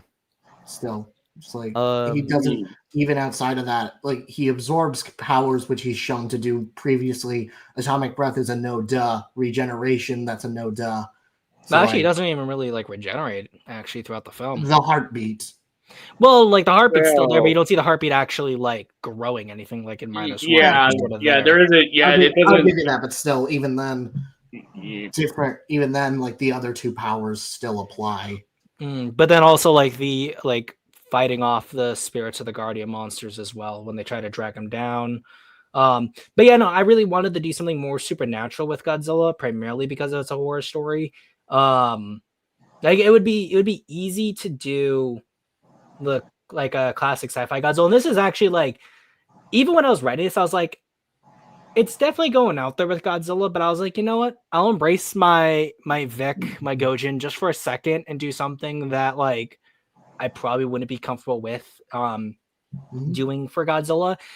And like in a way too, some of this actually might bleed into like a Ghidorah story that I was working on, but Honestly, I think this could fit really well with something akin to Void Ghidorah. there is like an Ghidorah, aspect of this that I probably will do with Ghidorah, but yeah, no, I just want to do something fun with Godzilla. Yeah. I actually just realized I do have something to share for this stream. But we'll get there whenever it's my turn, I guess. Yeah, it is the Minecraft's turn. All right, let's get this over with. Let me do the share. Yeah. There we go. Yay! Okay, so first off, Lau is in the chat. I want to thank you a lot for helping me with this design, especially with the thickness. I am very, very, very, very happy with this. But yeah, so basically, before I start, the best way to describe my story would be more so Varin meets Creature from the Black Lagoon meets Howl from Beyond the Fog. Don't think of this as a horror story. Think of this more like what Howl from Beyond the Fog was going for, where it's treated more like a yokai tale or a fairy tale or something. So it has horror elements, but it's not pure horror. Our story begins in a secluded mountain in Hokkaido. There, in the center of the mountain is a very deep and very wide lake, and outside of it, a village is burning the ground. A mother with her infant daughter runs through the mountain. The mother herself is bleeding profusely and is, for lack of a better term, on the verge of death. Inside the mountain, she lays her child down and tries to comfort it in her dying breaths until she sees the monster. The monster takes notice of the child, and she pleads for it to take care of the child, in order to, and soon the mother passes almost immediately after. 16 to 18 years later, I guess. I don't know the exact age or time frame. The child has already grown up into a very energetic and very outgoing young woman, who is browsing around the town, meeting with fellow people around, and later taking and picking up food to take back home. She makes her way back up to the mountain, and we see the kaiju. Rise out of the water as she gives it some fish. I'm trying to work with this here. We establish further the relationship that the two have. The kaiju is, well, yes, animalistic, is very, very, very, very protective in a very similar manner to something like Cloud Jumper from How to Train Your Dragon 2. It's sort of like that relationship. That night, the woman wakes up after hearing a crack and sees someone sneak into the secluded area while she's sleeping. It's someone roughly a year older, a samurai apprentice who has recently lost his mentor and is heading up into the mountain to grieve. The two spot each other, take a moment. Then the man sees the kaiju and runs off. Later, the woman can't stop thinking about the man and heads into town, where they come across each other again after a short kerfuffle. The two have a pre-established conversation before the woman invites him back up to the mountain at night. Later that day, our antagonist arrives, a hunter from the west who basically got bored of Africa and is deciding to go cryptid hunting in Hokkaido, because apparently this monster is a local legend believed to be many things. Usually it's benevolent, but he wants the damn thing's head. And so the two head up to the mountain, meet the kaiju himself. At first the kaiju is apprehensive, but in a moment of gratitude, it approaches in tenderness and soon warms up to the man. That night, later that day, the two head out for some exclusions, as the man, as the antagonist, takes his party out into the boat, into the lake, in order to hunt for the kaiju.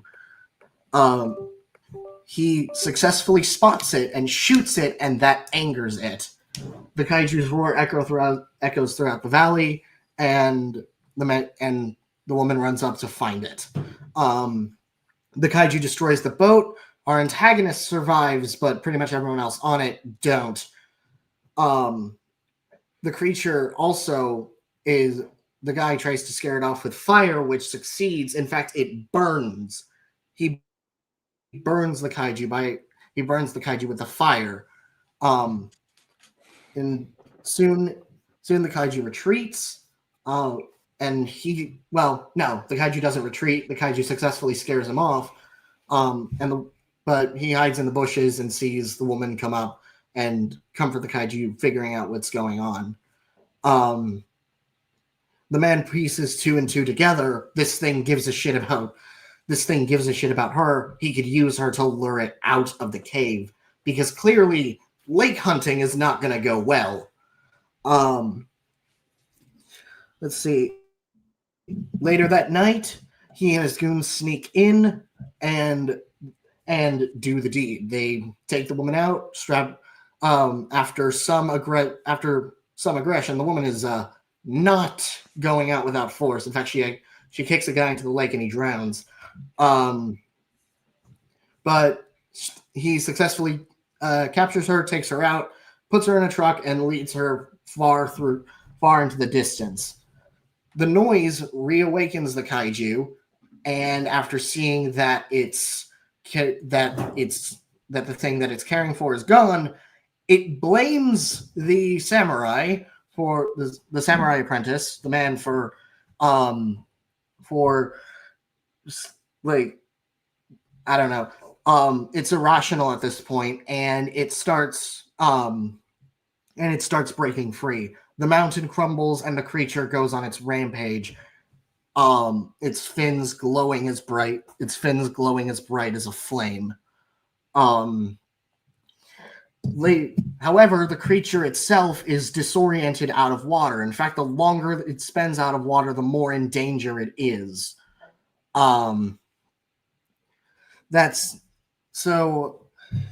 The creature's rampage has no cause. It has cause, but it has no direction. It's wandering aimlessly, using its echolocation to find something, to find the woman, but it's basically frantic at this point.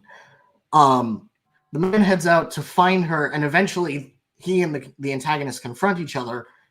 The two have a sword v gun battle, and it ends about the way that you expect. The man is shot, not killed, but him being shot is what lures the kaiju to its position. And as our antagonist is proudly luring the creature there, he sets a ring of fire in order to stop the creature, and that causes the creature even more pain, even more disorientation, and causes it to start drying out. However, that fire is not enough, and as his plan fails, our antagonist is eaten alive, and the man saves the woman. The two thank each other, and the kaiju, exhausted, crashes onto the floor, asleep. The next morning, the creature reawakens. The town in absolute like pandemonium, and the creature decides to go back to its home as it entrusts the woman to take care of herself alongside and the man to take care of her. Thus ends our story. I apologize if this was a bit all over the place. No, Or- it's fine. It's It fine. also kind of gave me like somewhat Daimajin vibes in a way. Yeah, that was more so accidental. But I think it's cool. And yeah, I think it's a good story. The thing for me too is that I feel like the monster I think overall is more on the sympathetic side, and like I think like as a kaiju story it is good. I'm like It's- wondering, it doesn't feel as much it's of a not horror kaiju. it's not exactly story. horror. That wasn't what I was going for. It was more so something of like a fairy tale or a Japanese yokai story, Hmm. which can have horror elements. In fact, I based part of the There- design philosophy of the creature was based on the creature from the Black Lagoon. But the primary design inspiration was Honengyo, a Japanese yokai. Mhm. The design of this honestly makes me think of Umibozu, another Japanese yokai. Let's look this up. Oh, yeah, no, I can kind of see it. Maybe. Now, Like, which I like shark the is? design. Yeah, I mean, this which is like- shark is it that's supposed to be his size too? That's like That's a whale shark. I A whale shark? Oh, honestly, when I okay, was so looking this at thing that, is, like, I didn't big, think it was but a not- whale. I didn't think that was a whale shark. I, for some reason, thought that was a sand tiger shark. that's what I thought too. I thought it was a sand tiger. Yeah, no, that's a whale shark. I didn't do the best job with the silhouette, but Yeah, I mean, I was kind of wondering if that was supposed to be like a whale shark or, Yeah. or like a great But, white yeah, or I- anything like that. I'm imagining the film to be while the story itself isn't horrific, it is incredibly tense in a similar manner to what Howl from Beyond the Fog was. We don't really see the creature all that much until its rampage. In fact, I'm imagining the climactic point where it eats our antagonist is where we see it in its full glory. Hmm.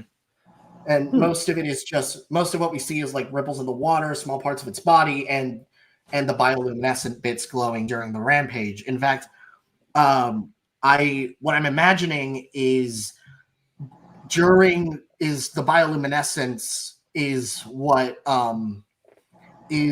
what indicates its personality. So like the back fins, the tail, the fins along the legs, the web pieces, and even the eye when the eyes glow when it's absolutely pissed. Hmm. So it's pretty similar to what Titanus Gojira's bioluminescent was. And then also we don't really get to see much of the creature, and a lot of the reactions at first are horrified, but in the end, it is a benevolent creature. It is something that seeks to protect and attacks because of just cause, in a similar manner to what I would say the creature from the Black Lagoon's attacks are brought upon, though with a bit of a twist in this instance. Yeah, no, like I think like for what you're trying to do, which is a sort of like fairy tale-esque story, I think you do the job very well. Mm-hmm. And I think a lot of the horror would come from the atmosphere rather than the actual story. Hmm. It's like just imagine you're in the middle of the dark, your village is under attack, and you can barely see it. All you can see are just like blue flashes or blue lights in the distance, and the only thing you can actually make out are eyes. I mean, And the it's- design is certainly effective for that, I'd say, because of, like I said, one of the things that makes, especially if this is at night where the only sort of illumination is the bioluminescence and, the fire of the village, would help to illuminate the creature just enough, but not enough to the point that it's visible, like how in, modern times. Yeah, it's But- similar to like what Howl from Beyond the Fog did. It would with, keep the featureless aspect of the design, which I think is, at least personally to me, what makes the Umibozu as a yokai so frightening. Yeah, I might take, if I develop this story further, which I probably might. I want to probably take some aesthetic cues from the Bozu in future. Umibozo. Bozu. But yeah, no, Lau, again, thank you very much for helping me with this design. I'm very happy with how he looks. Also, I think he's adorable. You just want to give him a hug. He's just a little guy. I would Poop him. drop the like $50 needed to buy a plushie of this thing, He's like Kaiju Whooper. and then just punt the bitch. I also took some design cues from salamanders and catfish. Like, okay, kick the baby. Don't kick the baby. Kick the baby. Ah. Don't kick the goddamn baby.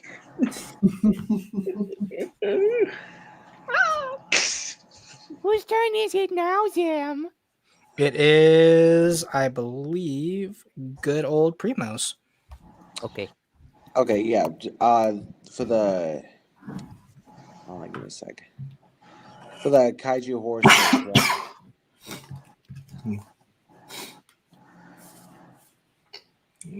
Hello. Yeah. Yeah. Okay. Yeah. This is the kaiju horse story, right? Yes. Okay. No, I was hearing you guys, but I was just making sure I'm not skipping anything. So my personal horror kaiju pitch is somewhat related to Halloween, but it's a mix of that and Thanksgiving. But this is inspired by War of the Worlds, Body Snatchers, Cooties, and The Last of Us. And you guys know Cooties? You think so? Okay, I was just making sure. The setting takes place in the 1800s. Before the first Thanksgiving, this is sort of like a variant of Thanksgiving. And pilgrims voyage to the new land and witness a comet, crossing the sky and crashes to the mainland, the land that they're going to, and they take it as a good sign. And the comet takes place like a week before they arrive. And so when the pilgrims first arrive to the new land, they first set up their fort, but then the natives approach them and welcome them. And after the Indians welcome the pilgrims, they offer them mysterious sweets for the pilgrims to offer as they allow them to establish their fort on their land. After celebrating the fort's completion, pilgrims start getting sick the day after the natives approach them. And the sick become infected by fungus organisms that sprout from their bodies and gives birth to this special seed that also gives birth to these alien organisms that are mostly fungus related. And the fungus creatures, right now they're the size of raccoons, but they take over the pilgrims' boat. And after they take over the boat, the rest of the pilgrims retreat to their fort. The next day, somehow, the fungus organisms grow bigger, and the next day they attack the boat. And as they attack the outside, the sick pilgrims in the inside start to give birth to the fungus organisms. And after the fort is invaded, the characters split up, and the next day after the fort takes over, the characters see that the aliens are harvesting the prisoners for their bone protein, which helps them reproduce other alien plant life such as themselves.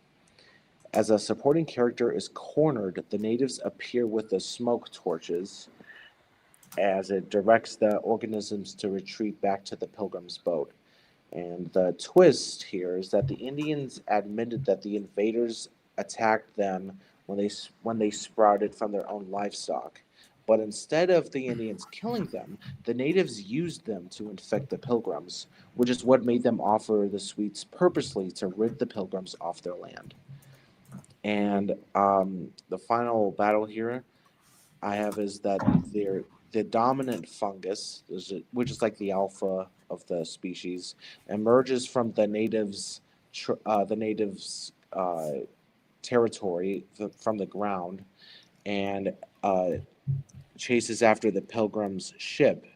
After the pilgrims recollect their ship, the dominant fungus comes out and chases after them, and they're trying to figure out why the dominant fungus is how it's tracking their ship from the distance, and it turns out it's attracted to their bone protein, and so one of the main characters sacrifices himself to lure the dominant fungus, and spreading a flame that spreads the special smoke and kills it. The rest of the pilgrims after that encounter other Indians, but instead of the sweets, they offer regular corn. And that's all I got.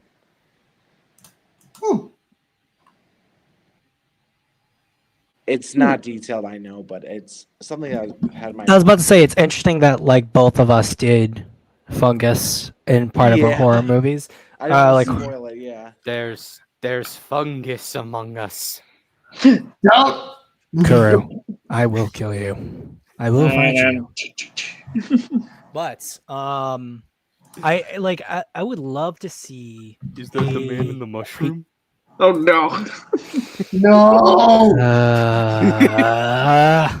Obligatory. I can hear that. What was it? Is that the man in the mushroom? Oh no. It's a giant mushroom. Someone- Maybe it's it's- friendly. Joe Smoke You could brought say up it's like Man in the Pokemon Suit really Among long at Us. the start. Joe Hey, Smoke Zim, brought up you're the Man one in that Suit made- at the start of the screen. You're the one that One said second. among us, not me. I just said there's fungus among us because there are. Well, no, There because is you some- brought me on the path towards me thinking it, so this is your fault. You Nuh-uh. inspired him. Listen, Look what you okay. did. Listen, I do it because I'm a fungi. I'm gonna break your legs.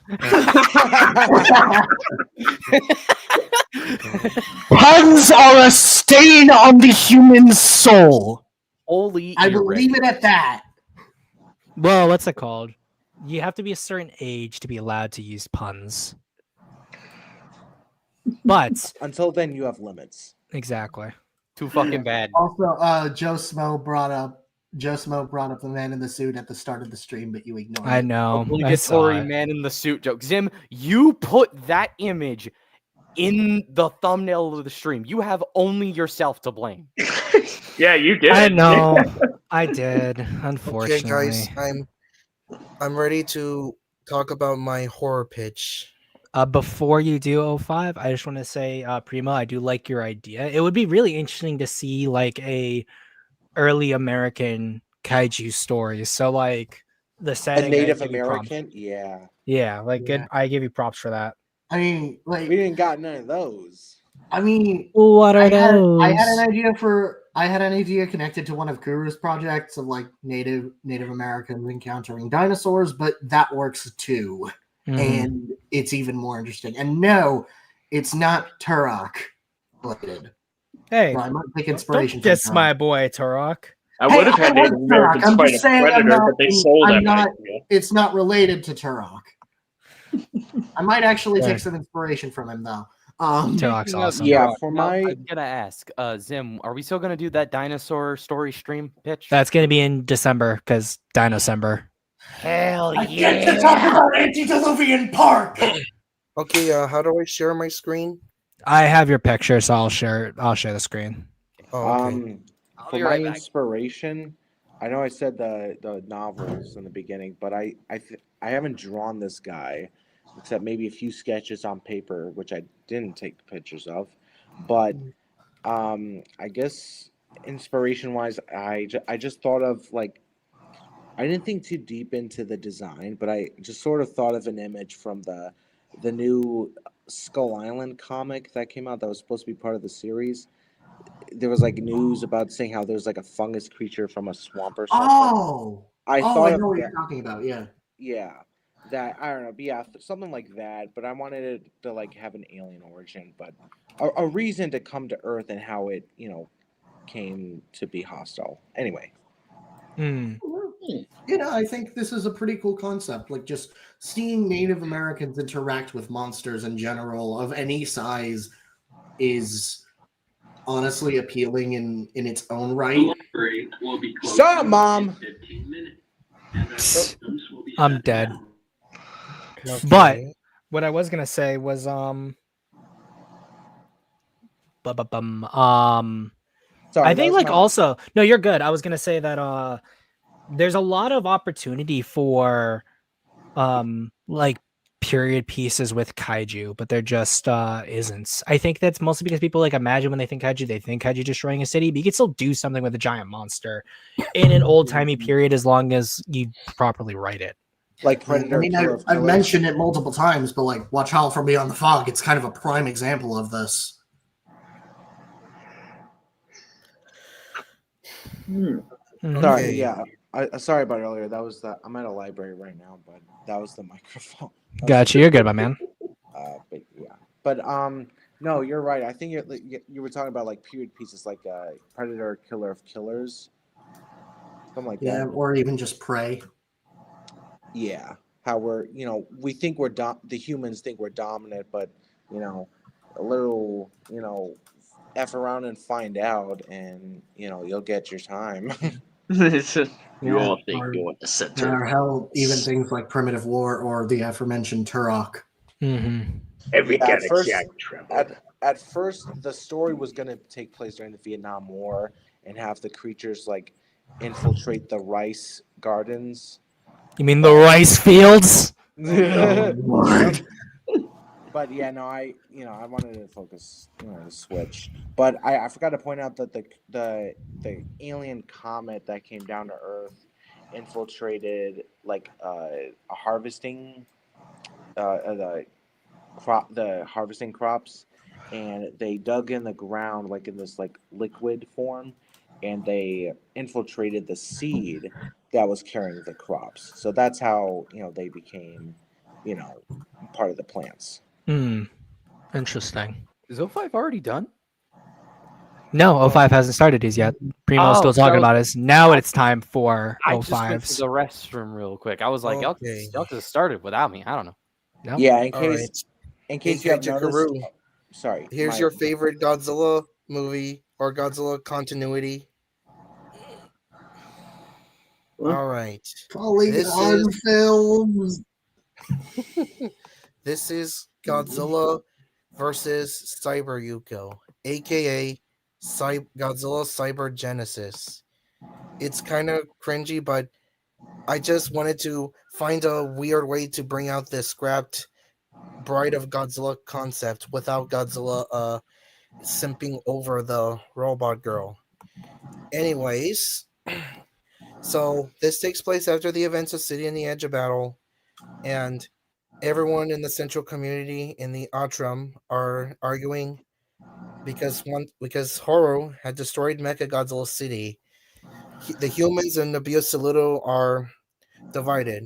Humans are praising Horo for choosing humanity over artificial life, but the Biosolito blame him for preventing them become to become the new conquerors of Earth instead of living side by side. Especially since that was their only chance of defeating Godzilla. Haru, of course, wants to know if Yuko can be retrieved or at least saved, but Martin unfortunately gives him the bad news that she will never wake up again because the metal encroaching her body has completely made her brain dead. She'll be living, but she'll never wake up. One day, when they're outside of the room where Yuko's laying in, Yuko wakes up, but it's not herself. It's her spirit, now being possessed by the fragments of Mechagodzilla's AI. Haru enters in the room and he realizes and panics that Yuko's missing. And then the Archon receives a strange signal. It's very faint, but it's human. It's Yuko's biometric ID. Captain Haru, Martin, some of the other surviving humans, even Methys and the Hotua tribe try to find where Yuko went, believing she somehow survived, but when they go back to the location of Mechagodzilla City, and then and of course they find something odd, a biomechanical cocoon pulsating with nanometal and flesh. Yuko's face is visible in there, and it somewhat speaks in a weird robotic voice. Haru, the city lives. We live. They preserve it. They start to study it. Unbeknownst to them, some soldiers start getting not only nanometalized like in the previous movie, some of them start to even become reanimated corpses.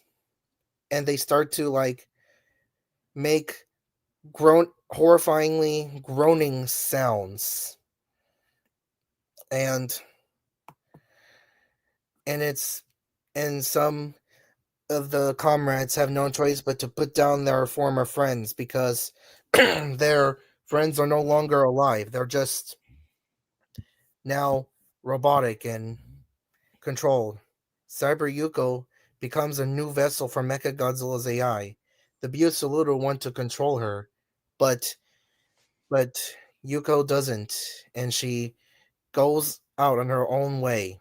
She's now obsessed with perfection, emerging organic and machine life together. And the AI reworks her memories, forming a godlike will. Humanity has fallen, machine has fallen, but together we will rise up. She then nanometalizes the crater of Mechagodzilla City. And then she exits the cocoon. She has a larval farm. She jump scares us several times. And as for her larval form, it resembles a nanometal centipede with a humanoid upper body. Medusa vibes, anyone? And her second form is the Seraph form, a winged biomechanical giant resembling a metallic angel, launching nanometal shards like feathers. Then she has a hive form. Her body splits into swarms of drone Yukos, echoing her voice in chorus. And there's a scene that's not only a reference to Aliens, but of course Godzilla versus Destroyers own scene of that scene from Aliens as well, where human soldiers and Hotua tribe members are now in enclosed caverns, and they are attacked by Yuko drones and nanometal reanimated corpses. And finally, her final perfect form is Cyber Yuko, a colossal chrome-skinned human kaiju hybrid. Basically, a kaijin, which is Japanese for strange being or human. Her fate with a faintly human silhouette. Her face splits into panels, revealing a glowing core resembling Yuko's human heart. Cyber Yuko infects orbital systems through radio signals, corrupting the Archon's AI and taking control of its weapons. One by one, everyone falls. And everyone falls from human to Busolito to Exif. Their neural implants overtaken, their bodies turn into cybernetic husks, singing fragments of Yuko's lullaby. And of course, Yuko torments everyone in the Aerodrome ship, and and then gets bored and destroys it, of course. Horu, still on Earth, watches the blazing trail of debris lights that are lighting up the night sky as the Archum descends to the sky, into the ground. Yuko then is now going to terraform the entire Earth into the nanometal's own liking. We get even more body horror as she creates her own soldiers of nanometalized eldritch creatures that just give you the stuff of nightmares. Eventually, Godzilla senses the disturbance because it's the anime trilogy. He notices the fusion of human and nanometal frequency, and that resembles Mecha Godzilla's, making him angry, sensing that the Earth is in danger. In the fight, Godzilla meets Cyber Yuko. Cyber Yuko towers over Godzilla. Okay, she's not ridiculously huge, but she is like at least 15 times taller than Godzilla. This battle is basically nature versus machine. Love twisted into horror. Cyber Yuko's nanometal trindles pierce Godzilla's hide, absorbing atomic energy, reshaping her into a silver burning monstrosity. Orga vibes, anyone? Godzilla counters with a spiral heat ray that that theoretically should kill her, but she doesn't. She deflects it. Yuko continues to torment Godzilla and abuse him, beating him left and right, firing missiles, nanometal spears, eye beams, and a lullaby shockwave scream that Godzilla, that for the first time in his life, Godzilla is like fierce for the very first time in his life. And that's saying something because Godzilla has fought pretty powerful monsters if you read the novels. and horror, and theoretically, the humans and the remaining Hotua, Methys isn't here because Yuko killed him off screen. They watch the fight go on, and the humans and the Hotua fear that if Yuko were to win against Godzilla, then the threat of Mecha Godzilla would be resurrected once again. And Haru theoretically should be happy and and cheer for Yuko because not only is Godzilla on the verge of death, but his girlfriend has been revived. But no, he knows that there's more worse things than Godzilla out there. So one of the Hotua twins, Miyana, tells Haru there's a way to help Godzilla destroy Yuko, or quote unquote, I mean. She teaches him to do a chant near a big cocoon, and out of it is the celestial insect herself, Mothra, or Mothra. Mothra comes out and aids, and despite the fact that Godzilla and Mothra are enemies in this continuity, Mothra helps Godzilla against Cyber Yuko, as she knows that Yuko is a much bigger threat than Godzilla, and that Godzilla is the only being that can kill something like Yuko. Mothra releases her poisonous scales by flapping her wings at the gigantic AI corpse, and Yuko tries to retaliate with an eye beam, but the explosion reflects back at Yuko, and Mothra continues to actually overpower Yuko and gains the upper hand until Yuko has enough and starts screaming very loud and unleashing a hellfire of nanometal bombs, forcing Godzilla forcing Godzilla's feet to be stuck, making him trapped. And Mothra, of course, being weakened with the bombs. And Yuko starts to do the same thing to Godzilla. She starts to do the same thing to God, like she did with Godzilla to Mothra, and she starts to beat her up. That is until Haru decides to step in and says, "Stop! I know this isn't you. You got to stop this, please. I know you. I know you're still in there. Just don't let that AI monstrosity take over." Yuko then is about to kill Cyber Yuka's about to kill Haru, but then Mothra flies in and sacrifices her life for both Haru and Godzilla. Mothra's energy flows into Godzilla, and then Godzilla has become overpowered. He then gains a new form, Super Godzilla Earth. It's much more powerful than his Scarlet form that he had in the City in the Edge of Battle. And then Godzilla starts to get his revenge on Cyber Yuko as he starts to beat him up by firing super obligatory waves at her and a plasma, and by swinging his tail, causing plasma cutters at her. And finally, after one final atomic breath, Godzilla obliterates Cyber Yuko's entire body, leaving the body of the small human body of Yuko behind.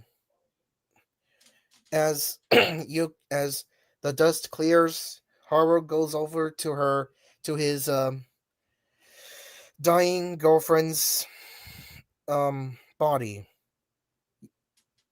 There's a Hotua dagger. Mayana gives Haru a Hotua dagger.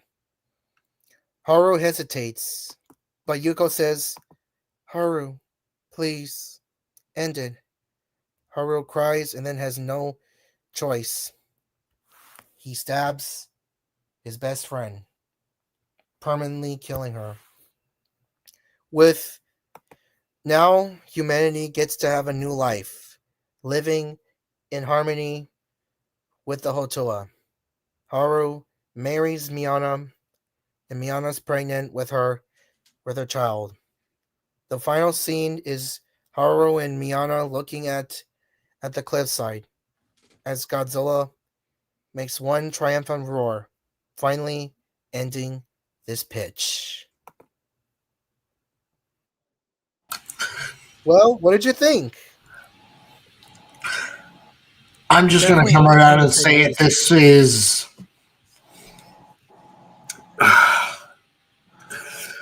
There are things I really, really, really, really like here.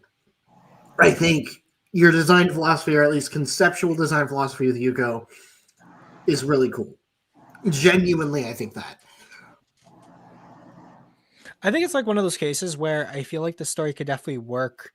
Like, I wish the anime trilogy wasn't a trilogy of films and was actually like a TV series. I think because that then you could was originally get more intended into to the be. conceptual aspects. Yeah. Yeah. It was That's originally so- supposed to be a TV series until they stitched it together into a trilogy of films. Mhm. Oh god, I am trying to be as nice as possible while still being blunt. You know what? Fuck it. I do not like this. Why? Why did it have to be zombies? Why? I mean, God, why? Why zombies again? I thought Godzilla was versatile. Ah! Kaiju Karu, what did you think? He's eating dinner, I think. Kaiju Karu, hello. I think he's eating dinner. Oh, I can't wait to See your thoughts. see his thoughts on if once he rewatches his stream again. Well, Yeah. what about you, Sea Monster? I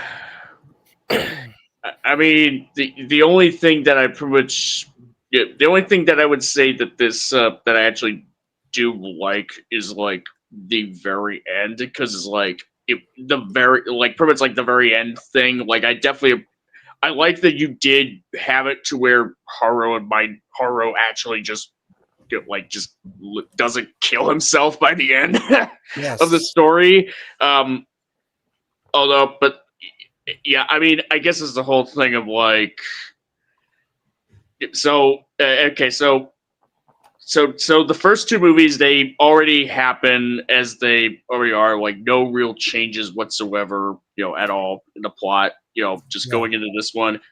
So I guess the whole thing with Metphius telling Haru about Ghidorah in back in the city on the edge of battle.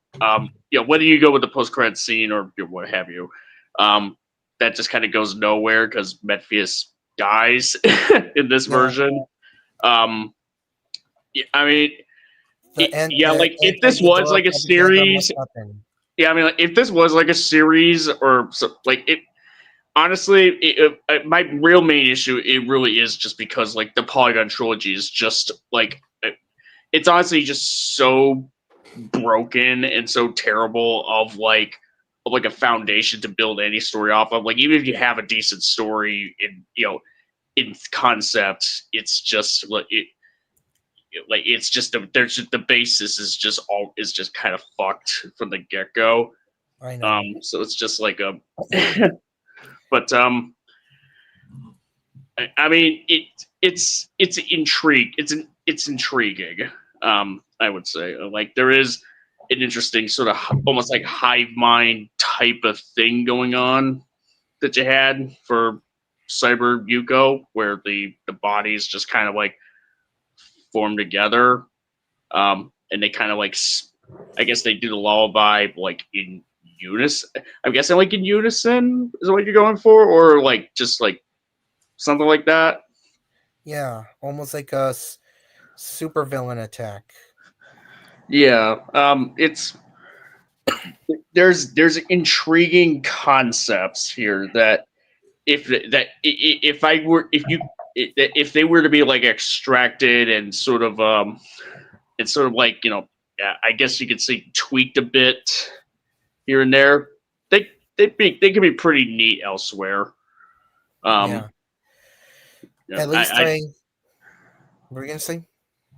yeah, I mean, but yeah, like the Polygon trilogy is just kind of like having this just kind of be the basis as like a sort of hypothetical alternate third movie of the Polygon trilogy.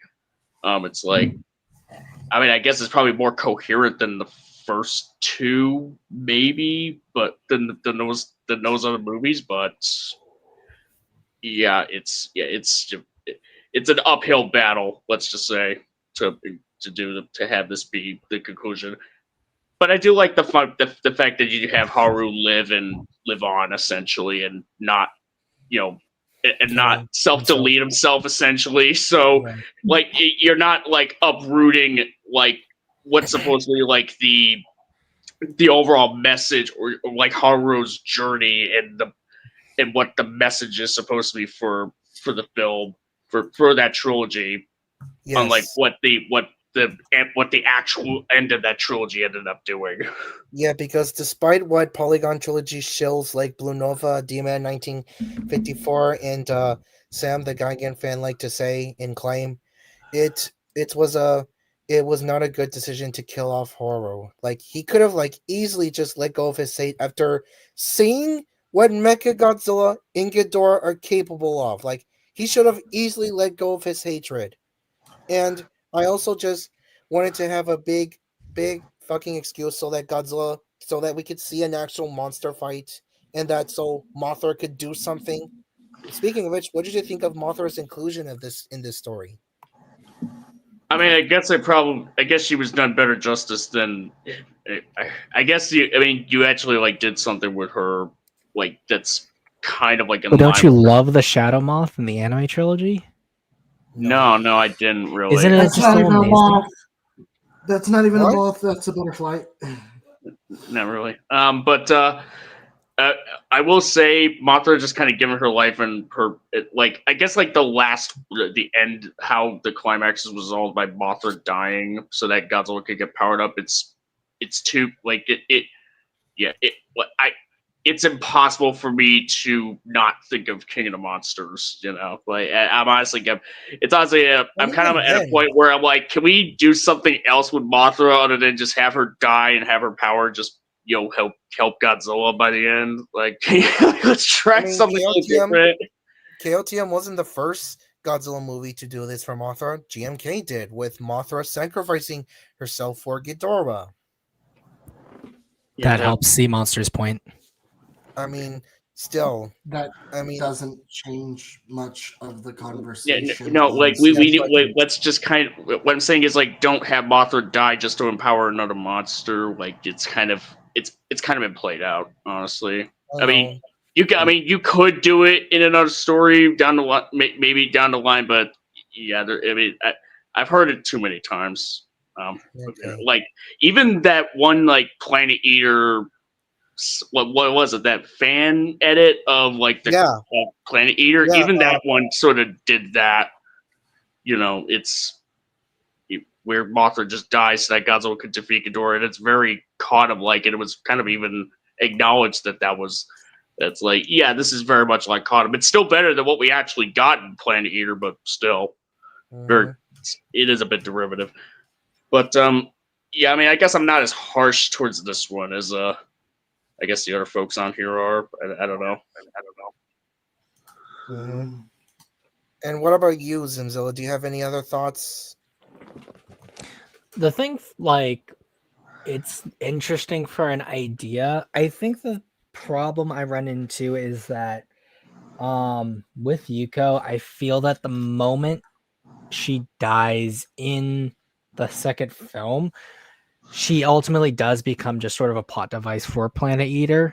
And I think that, like, at least the story that you present gives some kind of personal tragedy to Haru that's greater than what we get in the Planet Eater. But like, I don't know, like, I think it's interesting. It's probably not the direction I'd go in. I'd say it's interesting. That'd be my point for it. I Yeah. mean, still, hypothetically, I mean, I know it wouldn't make sense because since other humans have been nanomentalized, but I was somewhat hoping that Yuko would return back to life, but not in a completely all happy sunshine and rainbows way, but like in a horrifying way where she becomes like almost like a monster of herself. Like she becomes a giant. She either fights Godzilla or helps Godzilla against Ghidorah, but I chose the former. Hmm. Like because Yuko like had a special connection to Haru, and maybe that connection was able to like have the AI chose her, the nanometal choosing her to like become the next Mecha Godzilla instead of everyone else that it like eaten up, if you can say that. Hmm.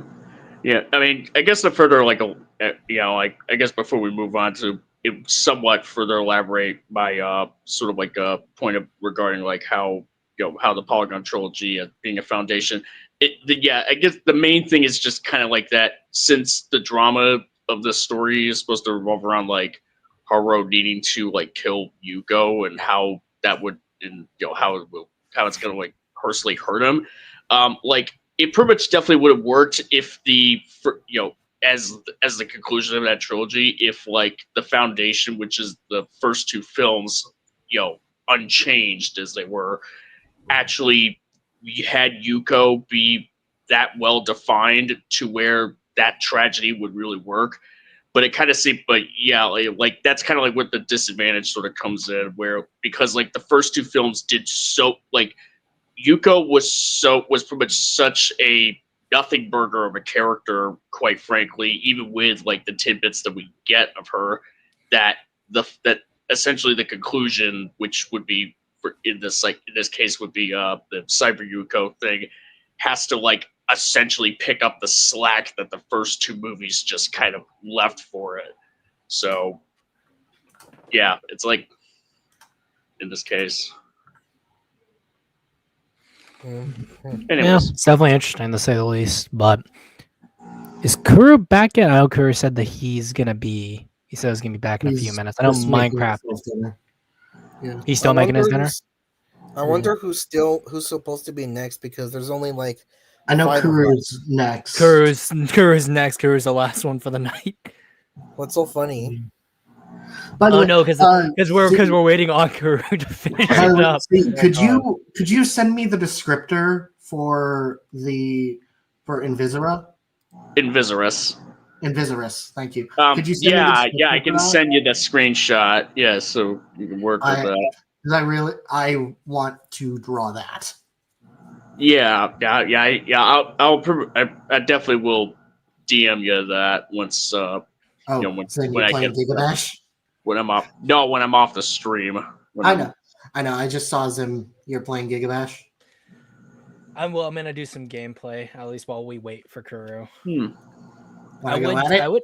Want to go at it? Sure. Let's see how well it actually lines up because I know for a fact since I'm streaming along with doing the online stuff, it may just completely tank. But Yeah. we'll see. Let's figure this Okay, out. well, okay, wait. So since Kaiju Karu isn't Mine gonna is be currently being pulled up. here, I'm gonna do. I know you said that only one story pitch at a time, but can I do a short, quick one? One more. I don't have it scripted out, but it's basically going to be a little quick synopsis. Okay. I'd probably wait just in case it is something where All right. we have Kuru Kuru just comes back randomly. So just in case. But Minecraft, you see the room code, right? Yeah, 1 sec. Let me just pull up the stream on my phone so I can see it there too. Yeah, and for anyone else who has Gigabash, if you want to join, there's gonna be 2 empty slots there for people. I don't have PlayStation Plus, unfortunately. This isn't PlayStation. This is PC. Oh, I mean, I'm pretty sure since Gigabash is on both PC, PlayStation, Xbox, and Nintendo, I don't think it would really be impossible to like play against someone from a different part of the world that with a different console, right? Or is it just one exclusive console? Yeah, crossplay is a thing in this game. Yeah, I was gonna say Gigabash does have crossplay. Oh, so you can play. So me on a PlayStation could hypothetically meet with you, Zimzilla, on the PC, right? Yeah, it has crossplay across Switch, PlayStation, Xbox, PC. Yeah, and then even like the Epic Game Store and stuff. So, anyways, Alright, Peter let's do Jackson's King Kong is peak Kong storytelling, and no other Kong storytelling will come close to it ever since then. which Nothing. Kong? Zim would disagree with you very Peter much. Jackson's King Kong, like no King Kong movie or story has ever reached that heights of peakness in Peter Jackson's version. Oh yeah, no. What's it called? The original's just better. I mean, sure, but in terms of objectively well written Kong stories, Peter Jackson's King Kong is the last objectively good one. Well, I would Kong Skull probably Island. say, yeah, I'd say Kong Skull Island's better.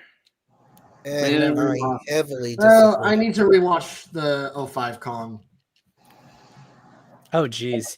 I mean, I have a good reason to rewatch it because I think everyone's. God. I think what's it called? Can y'all see the lag on that? Oh, God, yeah. the lag. Jeez. the lag. Jesus. Yeah. Yeah. I'm not sure. The thing I don't get. say we're giving a pretty decent show with even with the lag though. Like both of us are putting up a good fight. What I don't get is why for you, Minecraft, I have such an issue with connecting to you, but Lau I can connect to just fine. I don't know why and he's in either. Portugal. It might be something with my computer then, because I know my internet works just fine at least. So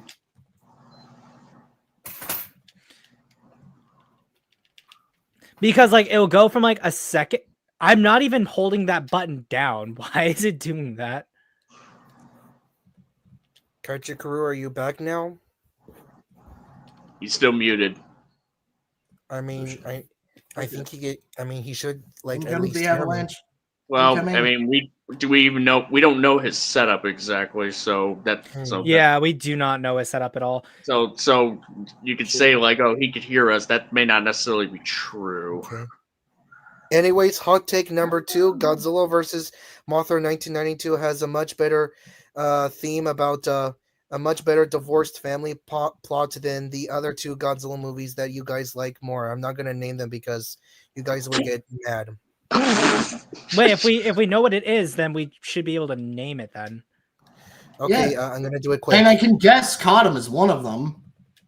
G14 and KOTM. Wait, G14 kit.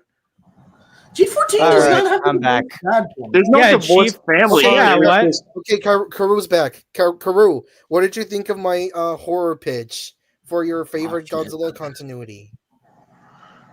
What? I think Kuru missed the entire thing. You'd have to probably rewatch the stream. Yeah. Based- Sorry about that. I went to to go give you- make dinner. I was getting really hungry. Okay, to say it simplicity, I made an alternate sequel to Godzilla City in the Edge of Battle where instead of Ghidorah siphoning Godzilla, Godzilla actually fights a possessed AI version of Minecraft too random. Yuko Tani, and she's now called Cyber Yuko, and both Godzilla and Mothra fight her, and it's basically a AI body horror where she has an army of zombified nanometal encroached beings. Hmm.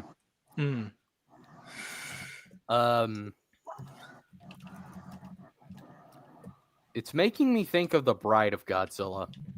Yeah, that's what Minecraft World said.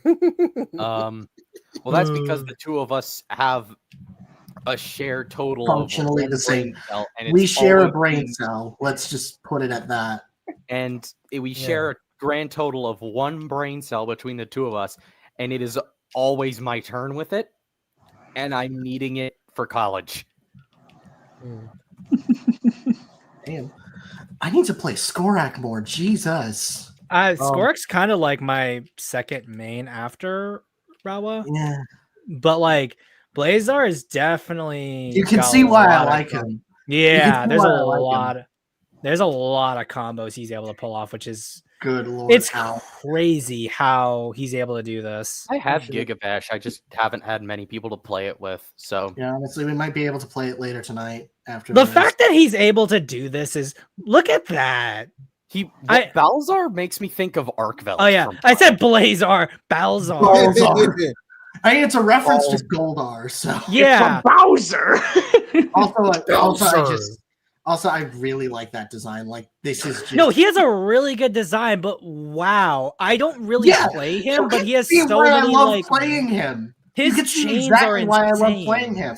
Because like It all re- you need to do is just button mash and it works perfectly. No, literally, that's what I'm saying. Is that like there's so many? He has so many things that come out so quickly, frame wise. That's insane to me. Shit. Skorak 2 is also like. Well, Skorak, I feel like you really have to like prep properly if you want to if you want to use. How did I get that? I have no idea. I did most of the breaking. I know, right? Okay, Oh god. so Look at the frames and Frame the lag rate there. death. goodness. God. And I'm dead. Balazar makes me think of Arkveld. No, like he's a really like I love his design. Probably Rawa and Balzar are my two favorite designs. Probably Skorak being my third. I'm gonna be honest. I am just waiting on them to add gear on, since as soon as he's added, dude, I'm gonna be Guiron seems like he's gonna be fun as hell to play. Oh yeah, God, yes. Anyways, I think we should probably Rebirth should probably made him my favorite Gamera kaiju outside of the more than Gamera himself. Mm-hmm. Valid. Valid Unfortunately, I think I'm gonna be heading off today. I'm gonna go on my PS4 and play some stuff right now. All right, awesome. You All right. enjoy the rest of your night, 05. Thank you. Thank you for listening to my horror pitch. And one more third final hot take before I leave. Oh God. Godzilla Final Wars should have been the last.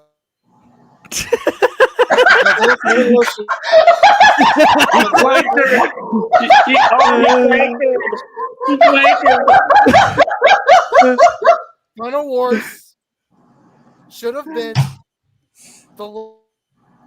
I just want That was beautiful. I'm gonna Is he be trying to say that Final Wars should have been the last Godzilla movie? Yeah. Yeah. Yeah. Just kept muting. That was perfect. Common 05L. Oh my God, that was perfect.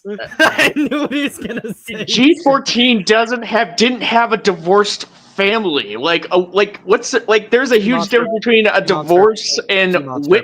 and a father See. being widowed. monster. Stop What? trying to unpack 05's bullshit. You're gonna hurt yourself. Again. I'm not gonna hurt myself that much by this is like surface level shit. Okay. Again, what's it called? As we say in chat, common 05L. Yeah. Holy shit. I can't get over the timing. That was perfect. He turned into you, Minecraft. Well, no, I what's it gave called? him my clanker curse. Let's He go. Well, no, what's it called? He didn't turn into Minecraft. I was specifically muting him for that because I knew what he's gonna say because it was funny. Oh. That's even funnier. I know that's why it's so funny for me. Oh my God. No, but the fact that you were quick enough to make it look like internet issues, that was hilarious. Oh, you're welcome. You're so welcome. Wait, so he wasn't clankering? No, he was not clankering. What? He was a false clanker. She was trying to simulate. He's fake trying to clanker take problems. my shtick.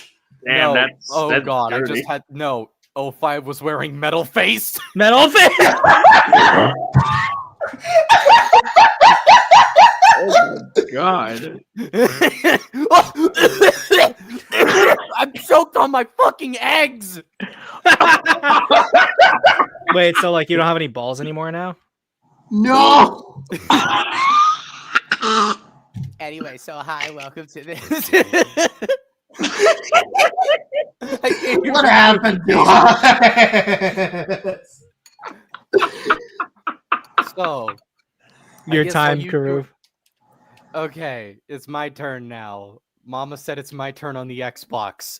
Oh god, I need a second to compose myself. You're welcome.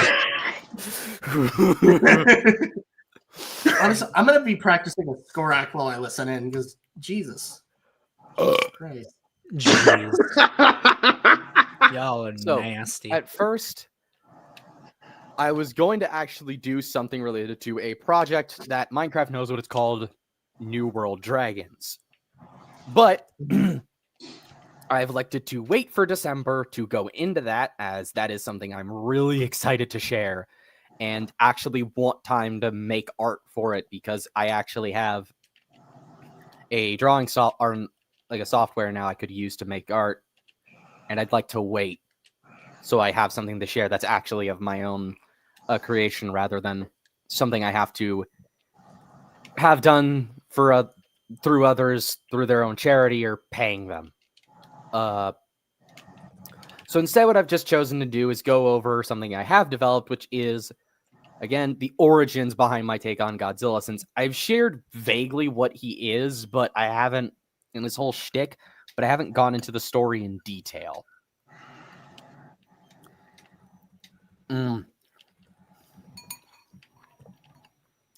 Sorry. The ramen I made was really good. Nice. It's basically a mix of Jurassic World, the Jurassic Park novel, styled a bit after SCP, with some bits from the start of -1, functionally. So if y'all remember, Trago was originally the result of human experimentation, specifically how G cells affect a human. And this is done because after the events of the 54 film, the skeleton remains much like how it does in the Kiryu duology. This leads to a company actually getting a hold of the skeleton and bits and pieces of Godzilla's scales and flesh that had come off during his attack on Tokyo, and some of the radioactive material and elements that were unique to his biology. With this, they were given a laboratory was given ludicrous funding on a private island to research into it. However, the research into this was very, very, very slow, and much didn't come of it for several decades, and was generally held there for the sake of claiming it could be done for the case of keeping these materials and these contaminants isolated so they can't do harm. But in reality, they were running tests on this and seeing what was possible. At first, it began with rats and some other mice, then escalated to other large animals, before eventually it discussed the idea of humans. Part of the reason why it took so long was because of the question of human experimentation and finding scientists who would agree to do it. They came across a pair of scientists who were formerly disgraced, known as Shirogane and Dr. Mafune. One of them, who was ostracized for the claims to have discovered a living species of dinosaur. Take a guess who that one is. After this, they eventually find the scientists willing and have a test subject in the form of a human boy who is pretty young, probably about preteens when experimentation first began. It begins with mild exposure to the elements from Godzilla's skeleton and flesh at first, before it escalates. Before full-on injection of Godzilla's DNA into his body. At first, it is deemed to be a failure because his body is not reacting to it, unlike even other animals. It's not even killing him, which is curious to them, but they aren't getting any results outside of nothing's changing, as the G cells seem to have killed the rats within hours. However, soon enough, mutations begin, and is documented at first to be growth of scales around the limbs and the joints of his body, sharpened canines and teeth in general. His nails become sharper as well.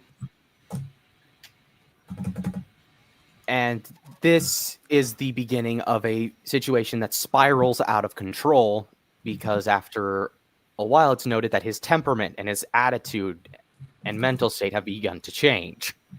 He's become far more hostile, borderline feral. And so, after a while, the decision is chosen to terminate this, and it's just deemed another failure. And now that they've tried basically almost every single conceivable species on Earth to do it with, from rats to even an elephant, it was decided to just discard all the material. However, when it's time to go about termination, it's noted that his holding facility is empty. And so they realize that it has ran off into the nearby jungle that the laboratory was built.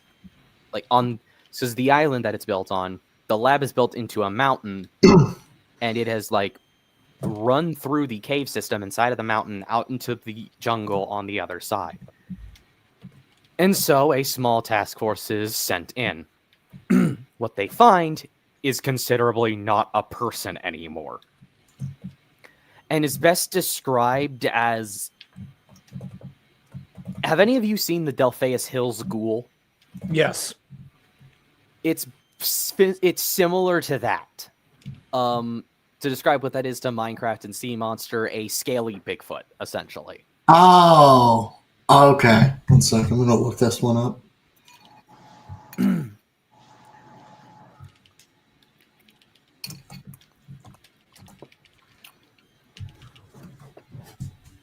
Mm.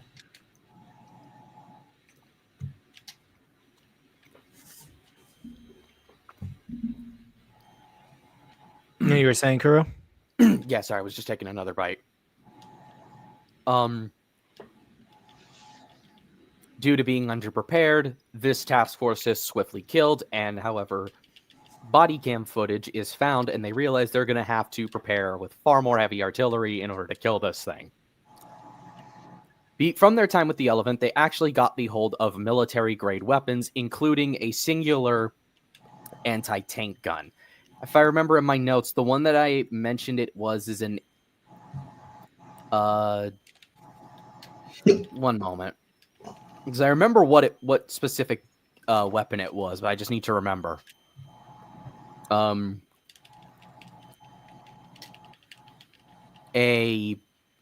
AT-4 HEDT launcher, I think is what it's called.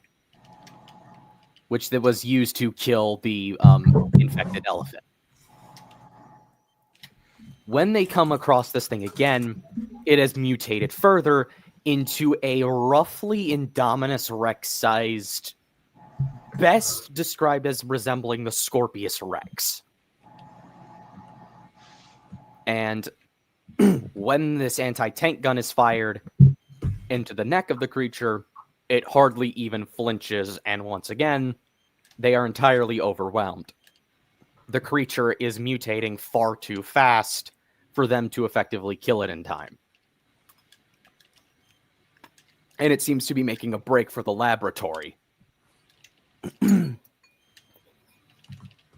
With this and its assault on the laboratory and the attempt by some of the task force to stall the beast, this lab is functionally left in ruins, with the radioactive material being exposed to so much heat in the process that it begins to go critical. Not to mention the entire island was actually functioning on geothermal radiation.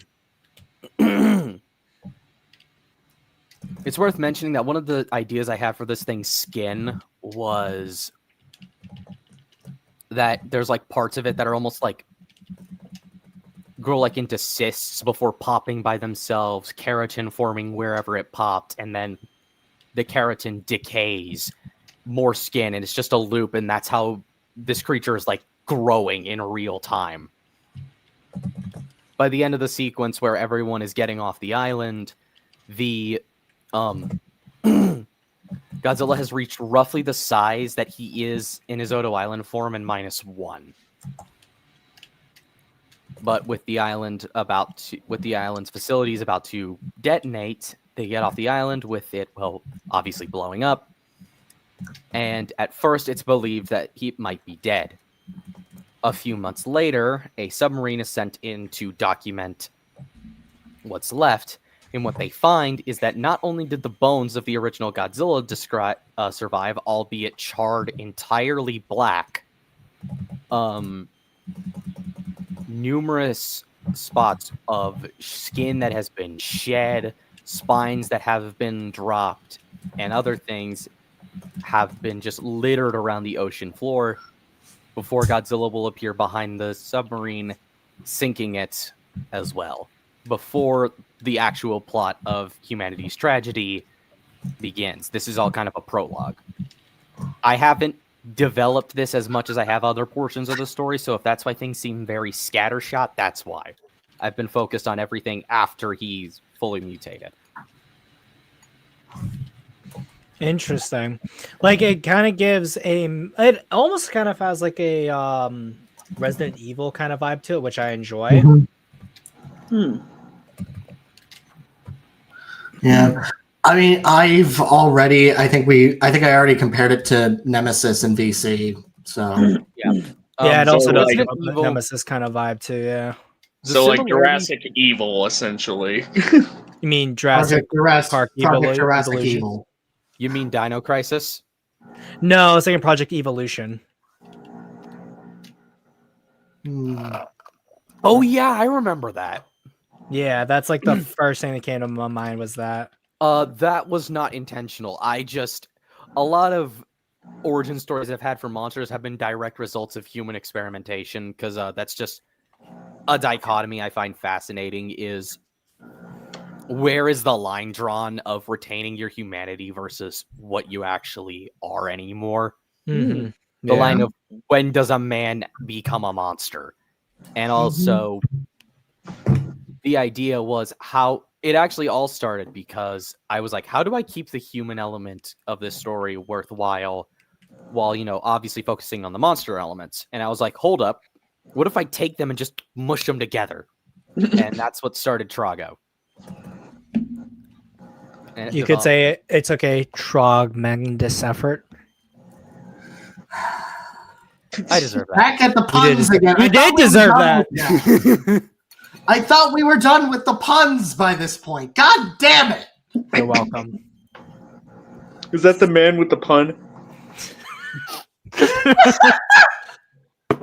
God damn it. I should make that a shirt for the channel. Is that No, the man in the honestly- suit? Minecraft. This is your punishment. God damn you! God damn it. You could say it's a Why must you punsecution do of the this? masses. It's fitting because Why Shin must Debate is you next do stream. this to me? Actually, I Trick did or this treat myself. season. We got a lot of tricks for you. But yeah, that was in general the idea. There's a lot of other stuff with the story, such as a revamp of Skull Island, a lot of stuff taken from Monster Hunter, both Gamera and the stuff from War of the Worlds is also important. Yeah, I 'cause just straight up at one point, because I got pissed off enough in a VC, decided, you know what? I'm adding the tripods, because the idea of Godzilla versus War of the Worlds is so obvious that it's bullshit IDW didn't do it, and instead we got Godzilla versus the Great Gatsby of all things. Hey, don't diss Monster Piece Cinema. I know where I you will live. diss the Great Gatsby. You want to know what would make a great War of the Worlds Godzilla crossover? Godzilla versus Ice Cube. Died. Jail.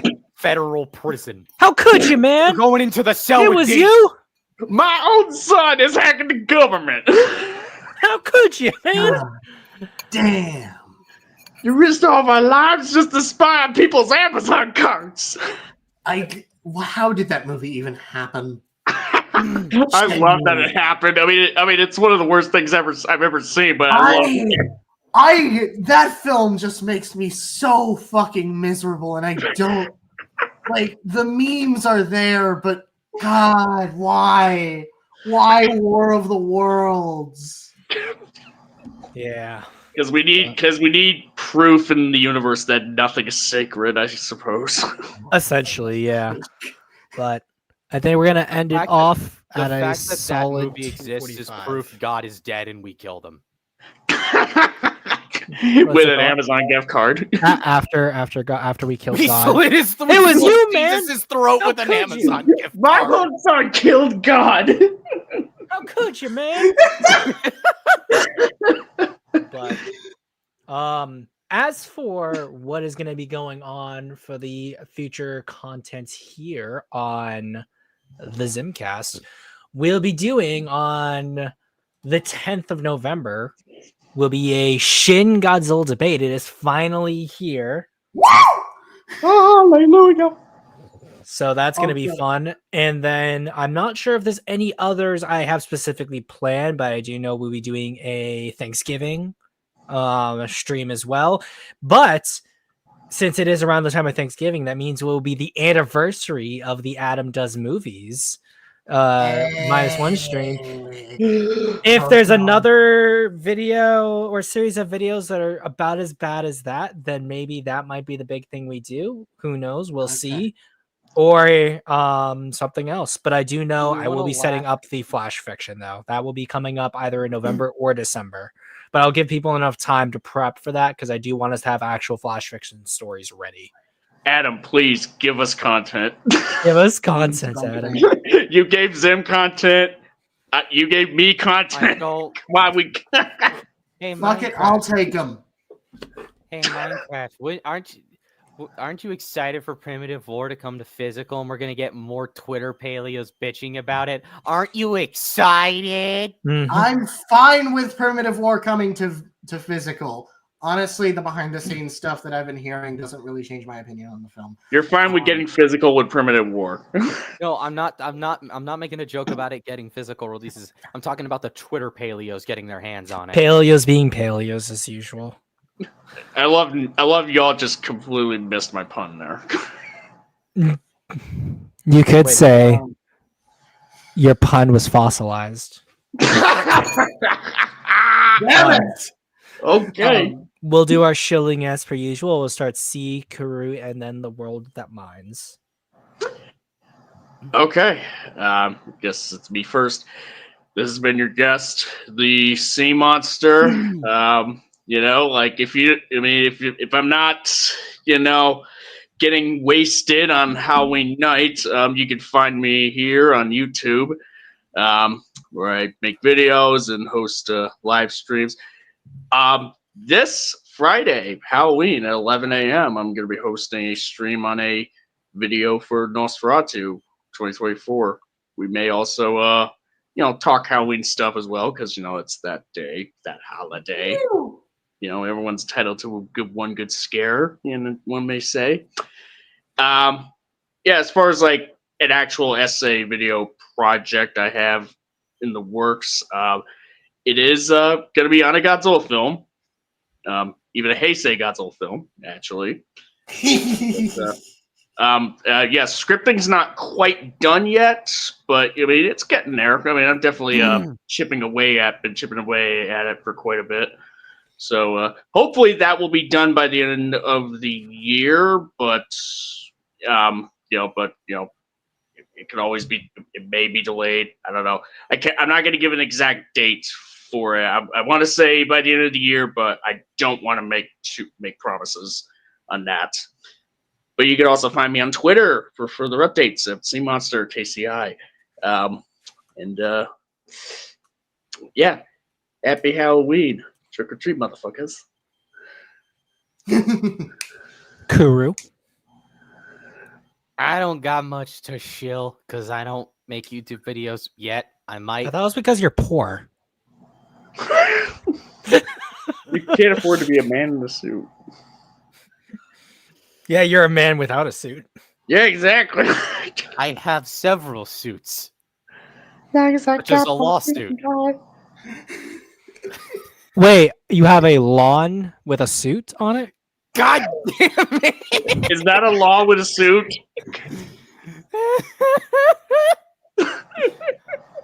I think it would suit you to take care of your lawn. This is a descent into madness.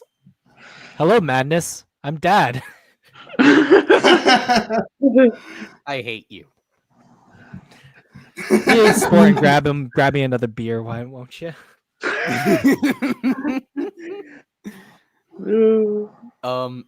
But I do hope to one day start making videos, at least for a bit.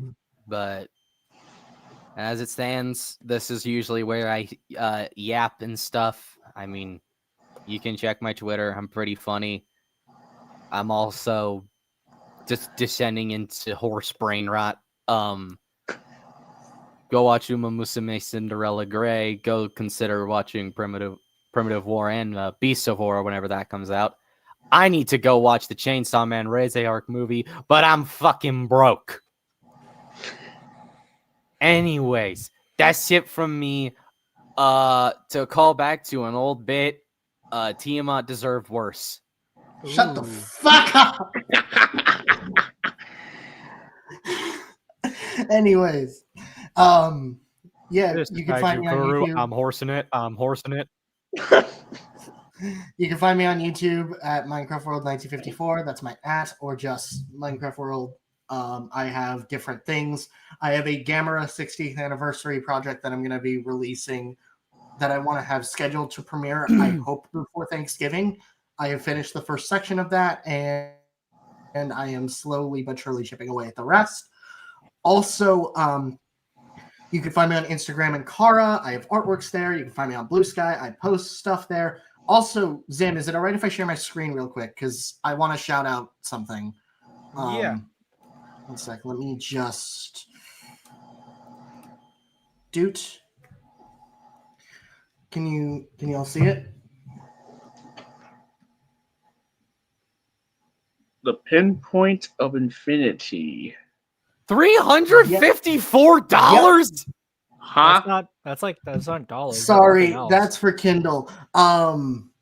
My older brother, has just recently released this book. It was published, and I promised him I would shout him out on the next stream or whenever possible. Zim, it's the Bionicle fan, the one that you. Yeah, no, I know what you're talking about. Yeah, Wait, But like, what is the currency that's there? Is that I like, am just retarded. It is a different currency. yeah, I no, don't know if that. I don't know what currency that is. is that like the I Indian don't know what currency? Because currency that's that the Indian flag right there. I think that might be it. Why did you redeem it? Why did you redeem it? Man, when you're about to do not redeem the card. Anyways, but yeah, this is connected to a wider series that he's going to be working on. I'm very, very, very, very proud of my brother. This is a huge moment for me and him, especially. It's like, dude, God, if you're watching this, congrats, man. This is fantastic. He's going to be giving me a copy when we meet up for Thanksgiving break. And I definitely would suggest supporting him. Like, I know since pretty much all of us in this server, in Zim's server, are either writers or authors, I figured I'd give him a shout out for this. Yeah. Yeah, no, definitely. It's pretty short. I'm looking at the length, only 180 pages. Yeah. But yeah, and on top of that, yeah, go watch Primitive War. Go watch Howl from Beyond the Fog and The Descent. I've mentioned those a lot over the stream, and I think they're well worth checking out. And Del Toro's Frankenstein is releasing next week. Be ready for that. Yeah, I'm going to go see that because I know November 3rd I'm going to go see Godzilla 84 in theaters, which will be fun. Woo! Yep. I'm hoping that I get a bunch of money and stuff back after the next few weeks. So yeah. Although I am definitely seeing Chainsaw Man before Frankenstein. Just understandable. Yeah, I mean, at this point, Frankenstein isn't even playing near me, so unfortunately, I feel like if we're gonna do a stream on that, we should wait until the Netflix release. I mean, we have to. I mean, let's do it. I know I certainly have to because I know I certainly have to because it's not even playing anywhere near me. Yo, yeah. I think it's got a limited release, which is a shame. Yeah, that's annoying. That's the same reason why I wasn't able to see Primitive War in theaters, is because I had a limited release and I couldn't get the day off to see it. I can't help but think Primitive War may have actually had less of a limited release than Del Toro's Frankenstein. Yeah, Primitive War is crazy by a week. Yeah. But I'll end it off here. Zimzilla 99 almost anywhere. I know, right? Just add a YT behind it on PlayStation and OG in front of it on Twitter.